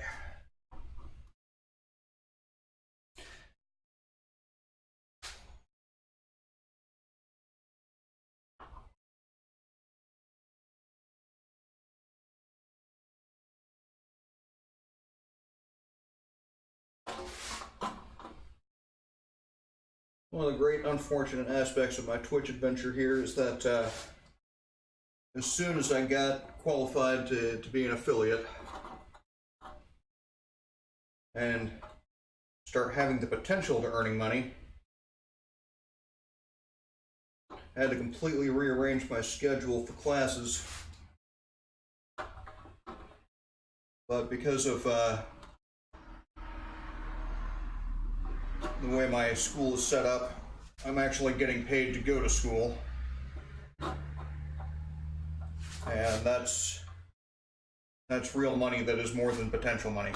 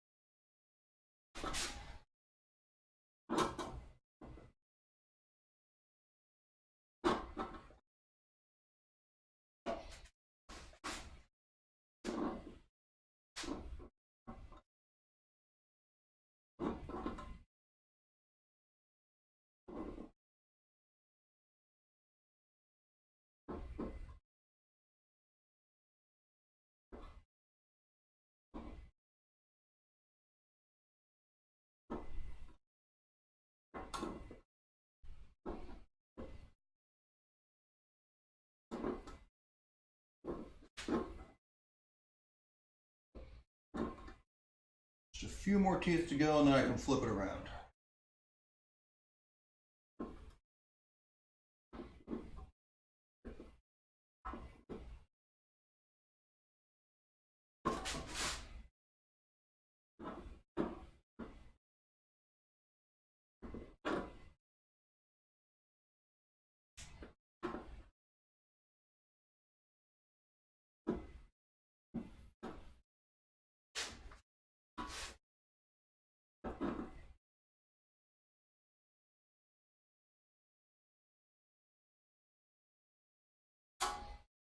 All right.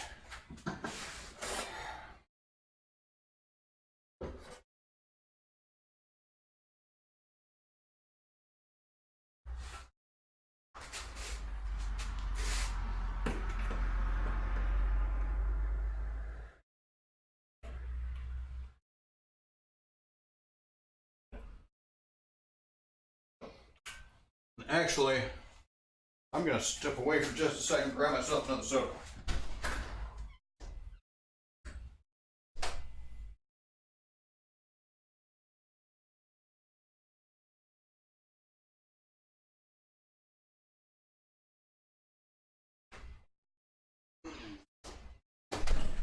Tool maintenance is thirsty work.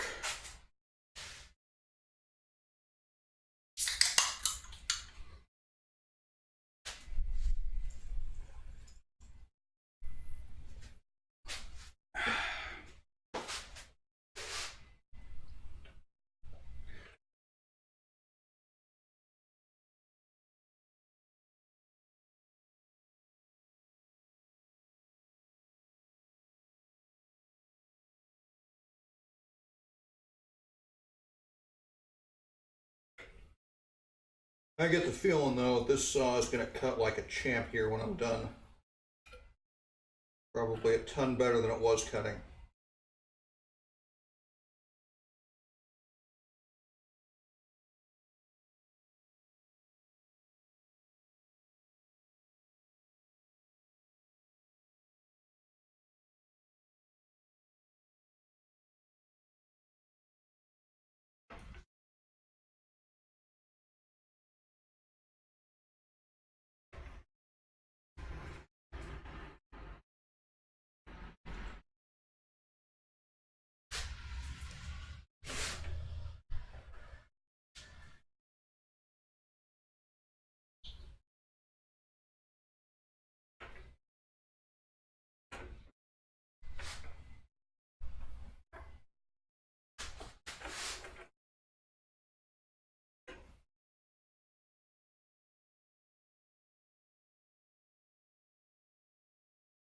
And the great thing about the saw set too, if you do it, accidentally do a tooth twice, it doesn't hurt anything.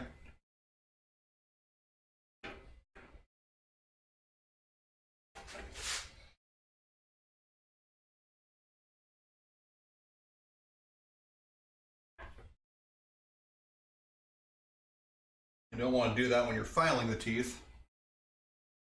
Make some teeth shorter than the others. The saw set, really not an issue.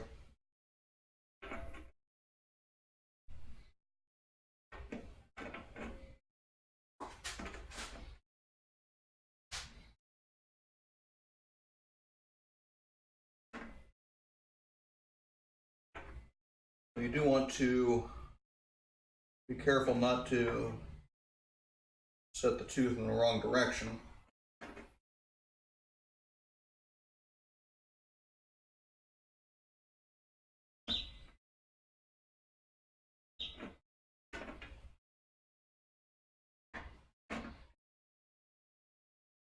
One difference between a crosscut saw and a rip saw. With a rip saw, the teeth are a lot easier to identify. They're square across. With a crosscut, because they're filed kind of at an angle, the light reflects off of them a little bit weird and inconsistently. So, move this down.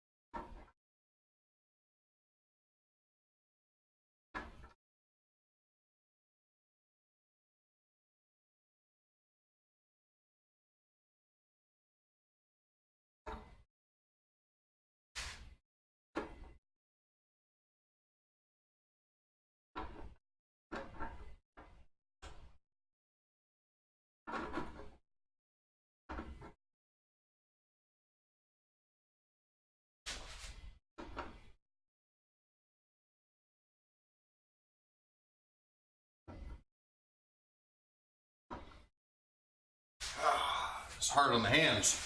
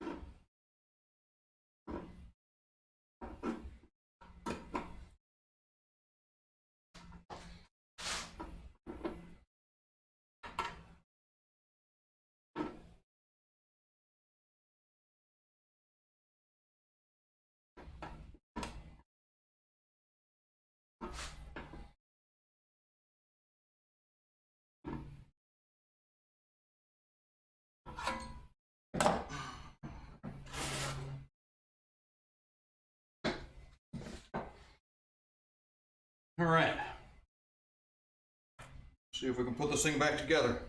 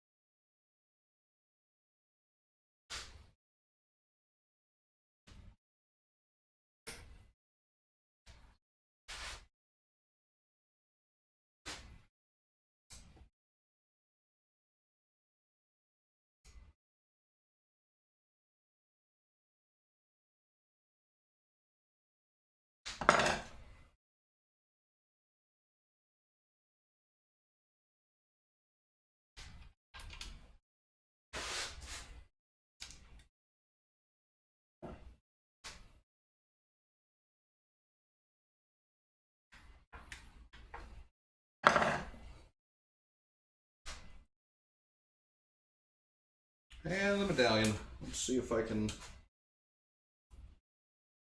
get that oriented up so people can read it. Not that anybody's going to be looking at this, let alone reading it. Right. That's a saw.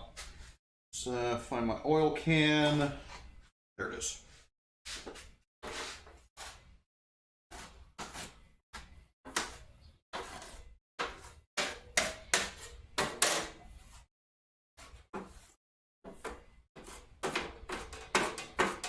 These freshly sharpened teeth are a little bit prone to rust.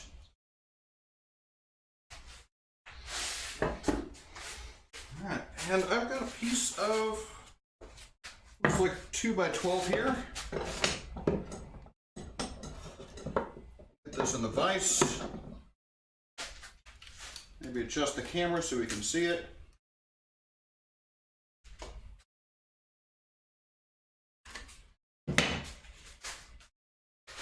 And let's see how we're cutting now.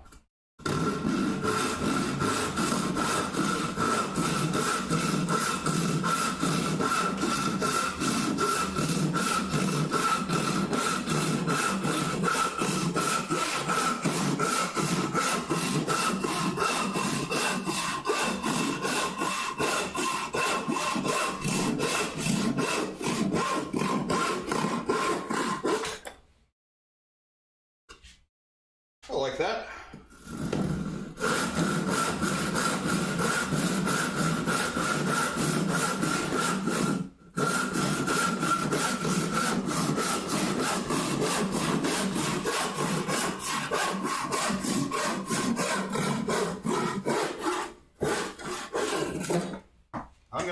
sharp. And we can put that away. Scrap back in the box. And that's probably going to be it for me. So I know, well, I got one person watching, it appears, but sorry you missed out on quite a bit. If you're just joining me. But let's see, let's do a recap. I sharpened a saw and finished up this guy here. That's the shadow box with basswood inlay and maple splines done as a faux dovetail sort of thing. You might be able to see that. One coat of shellac on there. Oops, sorry. And we're gonna get we're gonna sand that down a little bit once that dries. Put some more shellac on it.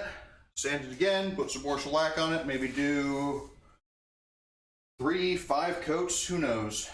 And then we'll be ready to put a hanger on it and give it to my sister. So yeah, that'll be it.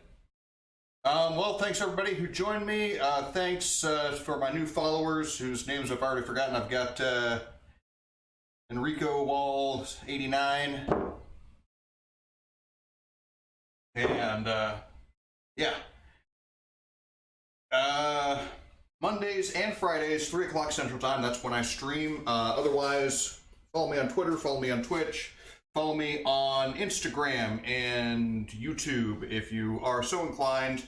I'm on all the internets. But yeah, till next time, don't smoke dope, chew rope, fight, fuck, or drive a truck.